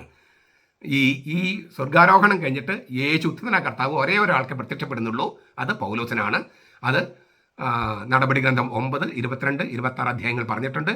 അതിനെക്കുറിച്ച് ഒരു ചെറിയ സൂചന 1 കൊരിന്തോസ് 15:8 പൗലോസ് തന്നെ രേഖപ്പെടുത്തിയിട്ടുണ്ട്. അകാല പ്രജ പോലെ എനിക്കും പ്രത്യക്ഷപ്പെട്ടു. ഇപ്പം ഞാൻ നിങ്ങൾ ആ ഡേറ്റുകളൊക്കെ കുറിച്ച് ഇങ്ങനെ ഒന്ന് പറഞ്ഞു പോയാൽ പെട്ടെന്ന് കാര്യങ്ങൾ കിട്ടും. അതായത് ഞാനൊന്ന് ഓടിച്ച്, ഇപ്പോൾ ഈ പറഞ്ഞ കാര്യങ്ങളൊന്ന് ഓടിച്ച് പറഞ്ഞു പോകാം. ആദ്യത്തെ പ്രത്യക്ഷപ്പെടൽ മറിയം മഗ്ദലനയ്ക്ക്, യോഹന്നാൻ 20:16. രണ്ടാമത്തെ പ്രത്യക്ഷപ്പെടൽ സ്ത്രീകൾക്ക്, അതായത് കബറിടത്തിൽ നിന്ന് പോയ സ്ത്രീകൾക്ക്, മത്തായി 28:9. മൂന്നാമത്തെ പ്രത്യക്ഷപ്പെടൽ ലൂക്ക 24:13-20, ക്ലയാഫാസിനും മറ്റേ ശിഷ്യനും എമ്മാവസിൽ വെച്ച്. അത് ഉയർപ്പ് തിരുനാൾ കഴിഞ്ഞ് ഉച്ച കഴിഞ്ഞ്. നാലാമത്തെ പ്രത്യക്ഷപ്പെടൽ അവർ ജെറൂസലമിലേക്ക് തിരിച്ച് വരുമ്പോൾ പറയുകയാണ് കേഫാസിന് പ്രത്യക്ഷപ്പെട്ടു. ആ കേഫാസിനുള്ള പ്രത്യക്ഷപ്പെടലാണ് 4ാമത്തെ പ്രത്യക്ഷപ്പെടൽ. അങ്ങനെ ഈ അനുഭവങ്ങൾ, അതായത് കേഫാസിന് പ്രത്യക്ഷപ്പെട്ടു എന്നുള്ള അനുഭവവും ക്ലയാഫാസിനും ശിഷ്യനും പ്രത്യക്ഷ അനുഭവക്കാർ പറഞ്ഞുകൊണ്ടിരിക്കുമ്പോൾ യേശു വീണ്ടും അവർക്ക് പ്രത്യക്ഷപ്പെട്ടു. അത് 5ാമത്തെ പ്രത്യക്ഷപ്പെടൽ. ലൂക്ക 24:36, ലൂക്ക 24:36. കുറച്ച് കഴിഞ്ഞ്, അതായത് അവരുടെ അനുഭവങ്ങളൊക്കെ പങ്കുവെച്ച് കഴിഞ്ഞ് കുറച്ച് കഴിയുമ്പോൾ കർത്താവ് വീണ്ടും പ്രത്യക്ഷപ്പെടുന്നു. അന്ന് തന്നെ. അത് 6ാമത്തെ പ്രത്യക്ഷപ്പെടൽ. യോഹന്നാൻ 20:19-23. ഊതി പരിശുദ്ധാത്മാവിനെ കൊടുത്ത് അനുരഞ്ജന കൂദാശ, പാപമോചനത്തിൻ്റെ നിങ്ങൾ ഞാനെന്നല്ല, നിങ്ങൾ ആരുടെ പാപങ്ങൾ മോചിക്കുന്നുവോ മോചിക്കപ്പെടും, ആരുടെ പാപങ്ങൾ നിങ്ങൾ മോചിക്കാതിരിക്കുന്നുവോ നിലനിർത്തുന്നുവോ അവ നിലനിർത്തപ്പെടും എന്നെല്ലാം പറഞ്ഞ് ഊതി പരിശുദ്ധാത്മാവിനെ കൊടുക്കുന്നത്. അതാണ് 6ാമത്തെ പ്രത്യക്ഷപ്പെടൽ. എട്ടാമിടത്തിൻ്റെ അന്ന് തോമസിനുള്ള പ്രത്യക്ഷപ്പെടൽ. 8ാമിടത്തിൻ്റെ അന്ന് പുതു ഞായറാഴ്ച, അതായത് ഏപ്രിൽ 12 ഞായറാഴ്ച. അത് 7ാമത്തെ പ്രത്യക്ഷപ്പെടൽ. വിലാപ്പുറത്ത് തൊടുന്നതൊക്കെ. പിന്നെ ഗലീലിലെ പ്രത്യക്ഷപ്പെടൽ ഒരുക്കങ്ങളാണ് പിന്നെ നമ്മൾ പറയുന്നത്. അതെല്ലാം പറഞ്ഞു പോയി. അവിടെ 8ാമത്തെ പ്രത്യക്ഷപ്പെടൽ നടക്കുന്നത് അത്ഭുതകരമായ മീൻപിടുത്തം, യോഹന്നാൻ 21-ാം അധ്യായത്തിൽ പറയുന്ന സംഗതികൾ. അത് 8ാമത്തെ പ്രത്യക്ഷപ്പെടൽ. പിന്നെ 9ാമത്തെ പ്രത്യക്ഷപ്പെടൽ 500-ലധികം ശിഷ്യന്മാർക്ക്, 1 കൊരിന്തോസ് 15:6. 10ാമത്തെ പ്രത്യക്ഷപ്പെടൽ യാക്കോബിന്, 1 കൊരിന്തോസ് 15:7. 11ാമത്തെ പ്രത്യക്ഷപ്പെടൽ ഗലീലയിലെ മലയിൽ മത്തായി 28:16-17. ഗലീലയിലെ മലയിൽ അതാണ് 11ാമത്തെ പ്രത്യക്ഷപ്പെടൽ. 12ാമത്തെ പ്രത്യക്ഷപ്പെടൽ ഒലിവുമലയുടെ ചരിവിലുള്ള ബഥാനിയായിലെ സ്വർഗാരോഹണത്തിൻ്റെ അന്ന്. ഇങ്ങനെ മൊത്തം 12 പ്രത്യക്ഷപ്പെടലുകളാണ് പൊതുവായി, അതായത് എടുത്തു പറയാവുന്ന പ്രത്യക്ഷപ്പെടലുകൾ, വ്യക്തികൾക്കും കൂട്ടത്തിനുമായിട്ടും. അതേസമയം 40 ദിവസത്തേക്ക് പ്രത്യക്ഷപ്പെട്ട് ചെയ്തുകൊണ്ടിരുന്നു. അത് എല്ലാ ദിവസവും ചെയ്ത കാര്യങ്ങളാണ്. ചില ദിവസങ്ങളിൽ സവിശേഷമായി പ്രത്യക്ഷപ്പെടൽ ഉണ്ടായിരുന്നു. അങ്ങനെ 12 എണ്ണമാണ്. അതാണ് ഞാനിപ്പോൾ പറഞ്ഞ 12 എണ്ണം. ഇനി ഞാൻ പറഞ്ഞ സർപ്രൈസ് കൂടി പറഞ്ഞ് ഞാൻ നിർത്താം. ഈ AD 33 ഏപ്രിൽ 3-ാം തീയതി ദുഃഖവെള്ളി, 3-ാം ദിവസം 5-ാം തീയതി ഉയർപ്പ് ഞായർ. അതിൻ്റെ 8-ാം ഇടം ഏപ്രിൽ 12 അന്നാണ് 7ാമത്തെ പ്രത്യക്ഷപ്പെടൽ തോമസിന്. ആ 2 വാക്കുകൾ നോക്കി, 2 കാര്യം നോക്കിയാൽ 7ാമത്തെ 7 പരിപൂർണതയുടെ എല്ലാം തികവിൻ്റെ നമ്പറാണ്, സംഖ്യയാണ് 7. അത് ഏപ്രിൽ 12 ഏപ്രിൽ 12 എന്നത് നമുക്കറിയാം. 12 അപ്പസ്തോലന്മാർ, 12 ഗോത്രപിതാക്കന്മാർ, അങ്ങനെ 12 എന്നുള്ളത് വളരെ പ്രധാനപ്പെട്ടതാണ്. ഈ 12 എന്നുള്ള സംഖ്യ 1, 2, 12 അങ്ങനെയുള്ള ഇത് 2, 1, 3 അത് തൃത്വത്തിൻ്റെ നമ്പറാണ്. ശിഷ്യന്മാരെ നമ്മൾ നോക്കിക്കഴിഞ്ഞാൽ 4ൻ്റെ 3 ഗണങ്ങളാണ്. അപ്പോൾ ഞാനൊരു തമാശ പോലെ പറയാണ്, ഞങ്ങളെ തമാശ പോലെ കണ്ടാൽ മതി. പക്ഷെ അതിനകത്ത് ദൈവശാസ്ത്രമുണ്ട്. എന്താണ്? 12 ശിഷ്യന്മാരെ 4 ഗണമാക്കി തിരിച്ചിരിക്കുക. ആദ്യത്തെ 4 പേര്, പിന്നത്തെ 4 പേര്, പിന്നത്തെ 4 പേര്, പിതാവ്, പുത്രൻ, പരിശുദ്ധാത്മാവ്. 3 ആൾക്ക് 4 പേര് വെച്ച് 3, 4, 12 അങ്ങനെ കരുതാം. എന്ന് വെച്ച് 12 പേരിൽ കുറച്ച് പേര് കുറച്ച് പേര് മാത്രമേ പിതാവിനുള്ളൂ, പുത്രനുള്ളൂ, അങ്ങനെയൊന്നും പറയരുത്. ഞാൻ പറഞ്ഞതിൻ്റെ അർത്ഥം ആ സാംഘികമായിട്ടുള്ള ചില ചിത്രങ്ങൾ അവിടെ കൊടുത്തിരിക്കുകയാണ്. അങ്ങനെ കൊടുത്തിരിക്കുകയാണ്. ഈ 12ാമത്തെ പ്രത്യക്ഷപ്പെടൽ നടക്കുന്നത് മെയ് മാസം 14-ാം തീയതിയാണ്. AD 33 മെയ് മാസം 14-ാം തീയതിയാണ് 12ാമത്തെ പ്രത്യക്ഷപ്പെടൽ. 12ന്റെ പ്രാധാന്യം ഞാൻ പറഞ്ഞു കഴിഞ്ഞു. 14 ദാവീദിന്റെ സംഖ്യയാണ്, ഇല്ലേ? ദാവീദ് എന്ന വാക്കിൻ്റെ അതിൻ്റെ സംഖ്യയാണ് 14. മെയ് 14-ാം തീയതിയാണ് ഈ 40-ാം ദിവസത്തെ പ്രത്യക്ഷപ്പെടലും സ്വർഗാരോഹണം. 14 7 × 2 എന്നാണ് അതിന് പറയുക. ഈ 7 × 14. ഈ 7 പ്രധാനപ്പെട്ട പറഞ്ഞു കഴിഞ്ഞു. 14 ദാവീദിന്റെ സംഖ്യയാണ്. മത്തായി 1:17 ഇല്ലേ? അബ്രഹാം മുതൽ ദാവീദ് വരെ 14 തലമുറ, അങ്ങനെ പറഞ്ഞു വന്ന 14 എന്ന് പറയുന്നത് ദാവീദിന്റെ സംഖ്യയാണ്. അത് തന്നെ 7 × 2 എന്നുള്ള കണക്കിലാണ്. കാതോലിക്ക ലേഖനങ്ങൾ 7, വെളിപാട് ഗ്രന്ഥത്തിൽ 7 ലേഖനങ്ങളാണ് 7 സഭകൾക്ക്. പിന്നെ 7 മുദ്രകൾ, 7 കാഹളങ്ങൾ, 7 പാത്രങ്ങൾ, 7 അതെല്ലാം അതിൻ്റെ ഇരട്ടി 14 ലേഖനങ്ങളാണ് പൗലോസിൻ്റേത്. ഹെബ്രായ ലേഖനവും പൗലോസിൻ്റെ ഈ ആദ്യമേ ലിറ്റർജിയിലൊക്കെ പൗലോസ് എഴുതി എന്നുള്ള മട്ടിലാണ് അത് പറഞ്ഞിരിക്കുന്നത്. മാത്രമല്ല പൗലോസിൻ്റെ ശിഷ്യനെ കുറിച്ച് അതിനകത്ത് സൂചിപ്പിക്കുന്നുണ്ട്. തിമോത്തയോസിനെ കുറിച്ചാണ് തോന്നുന്നു അവസാനത്തെ അധ്യായത്തിൽ മറ്റേ പറയുന്നുണ്ട്. അപ്പോൾ അത് പൗലോസ് എഴുതി എന്നുള്ളൊരു പാരമ്പര്യമാണ് ലിറ്റർജിയിലുള്ളത്. ദൈവശാസ്ത്രജ്ഞന്മാർക്ക് മറിച്ചൊരു അഭിപ്രായം ഉണ്ടാകാം. ഏതായാലും പൗലോസിൻ്റെ ലേഖന കൂട്ടത്തിലാണ് ഹെബ്രായ ലേഖനം ഉൾപ്പെടുത്തിയിരിക്കുന്നത് നമ്മുടെ ബൈബിളിൻ്റെ കണക്കിൽ. അപ്പോൾ 14 ലേഖനങ്ങൾ പൗലോസിൻ്റെ, 7 ലേഖനങ്ങൾ കാതോലിക ലേഖനങ്ങൾ, 7 അതിൻ്റെ ഇരട്ടി 14 ഇല്ലേ? മെയ് 14 യേശുവിൻ്റെ സ്വർഗാരോഹണം. അന്നാണ് 12ാമത്തെ പ്രത്യക്ഷപ്പെടൽ. നിങ്ങൾ എൻ്റെ സാംഘികമായിട്ടുള്ള മൂല്യങ്ങൾ കാണുന്നുണ്ടോ? ഇനി അതിൻ്റെ 10-ാം ദിവസം, സ്വർഗാരോഹണത്തെ 10-ാം ദിവസം മെയ് 24 പെന്തക്കൊസ്ത. മെയ് 24 പെന്തക്കൊസ്ത. AD 33 മെയ് 24 വെളിപാട് ഗ്രന്ഥത്തിൽ 24 പുരോഹിതന്മാർ ഇല്ലേ? 4-5 അധ്യായങ്ങൾ വായിച്ചു കഴിഞ്ഞാൽ 4 ജീവികൾ, 24 പുരോഹിതന്മാർ. ദിനവൃത്താന്തത്തിൽ പറയുന്നത് അഹറോന്റെ പുത്രന്മാരുടെ ഗണത്തിൽ 24 പുരോഹിതന്മാർ. പക്ഷെ ആ 24 വേറെ അർത്ഥമുണ്ട്. 12 ഗോത്രപിതാക്കന്മാർ, 12 അപ്പസ്തോലന്മാർ. 12ന്റെ അർത്ഥം ഞാൻ പറഞ്ഞു കഴിഞ്ഞു. 2, 1, 3 ഇത് പരിശുദ്ധ തൃത്വവുമായിട്ട് ബന്ധപ്പെട്ടതാണ്. അപ്പോൾ ഈ പഴയ നിയമവും പുതിയ നിയമവും പുരോഹിതന്മാരും എല്ലാവരും ചേർത്തിട്ടാണ് 24-നെ വെളിപാട് ഗ്രന്ഥത്തിൽ പറഞ്ഞിരിക്കുന്നത്. ആ 24-ാം തീയതിയാണ്, അതായത് മെയ് മാസം 24-ാം തീയതിയാണ് ഈ പരിശുദ്ധാത്മാവിൻ്റെ പരസ്യമായ ആവിഷ്കാരം, അതായത് സൽഭയുടെ ഉദ്ഘാടനം നടക്കുന്നത്. 50 ഈ യേശു പരിശുദ്ധാത്മാവ് കൊടുത്ത് എപ്പോഴാണ്, എങ്ങനെയാണ്, 50 ദിവസം എന്ത് സംഭവിച്ചെന്നൊക്കെ വളരെ വിശദമായിട്ട് ഞാൻ 2-3 വീഡിയോസിന് മുമ്പ് പറഞ്ഞിട്ടുണ്ട്. അതൊക്കെ ഒന്ന് വായിക്കുക, കേൾക്കുക. ചുരുക്കത്തിൽ ഞാൻ പറഞ്ഞ സർപ്രൈസസ് മനസ്സിലായോ? ഈ 7ാമത്തെ പ്രത്യക്ഷപ്പെടൽ, തോമസിലെ പ്രത്യക്ഷപ്പെടൽ അത് ഏപ്രിൽ മാസം 12-ന്. ആ 12-ന്റെ പ്രാധാന്യം ഞാൻ പറഞ്ഞു കഴിഞ്ഞു. 12ാമത്തെ പ്രത്യക്ഷപ്പെടൽ മെയ് മാസം 14-ാം തീയതി. 14-ന് പ്രസക്തിയുണ്ട്, 12-ന് പ്രസക്തിയുണ്ട്. പിന്നെ ഈ പെന്തക്കോസ്ത നടക്കുന്നത് മെയ് മാസം 24, 12 എന്നുള്ള അർത്ഥത്തിൽ പരിശുദ്ധ തൃത്വവുമായിട്ടും പുരോഹിതന്മാരുമായിട്ടും പഴയ നിയമത്തിലെ 12 ഗോത്രപിതാക്കന്മാരുമായിട്ടും ഇസ്രായേലിലെ ഗോത്രപിതാക്കന്മാർ, പുതിയ ഇസ്രായേലിൻ്റെ 12 അപ്പസ്തലന്മാരുമായിട്ടൊക്കെ ഒക്കെ ബന്ധപ്പെട്ട ഇതാണ്.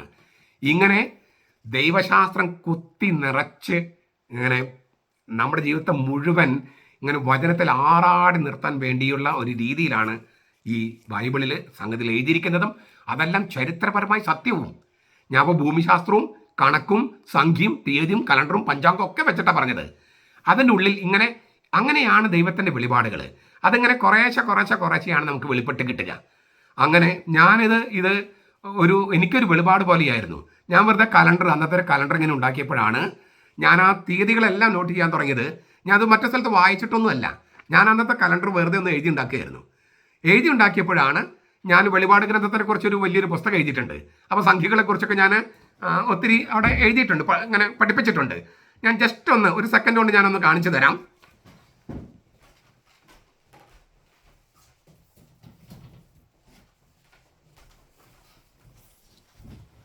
ഞാൻ മുമ്പ് പറഞ്ഞിട്ടുണ്ട്, അപ്പോക്കലിപ്സ് അൺസീൽഡ് എന്ന് പറഞ്ഞൊരു പുസ്തകമാണ്.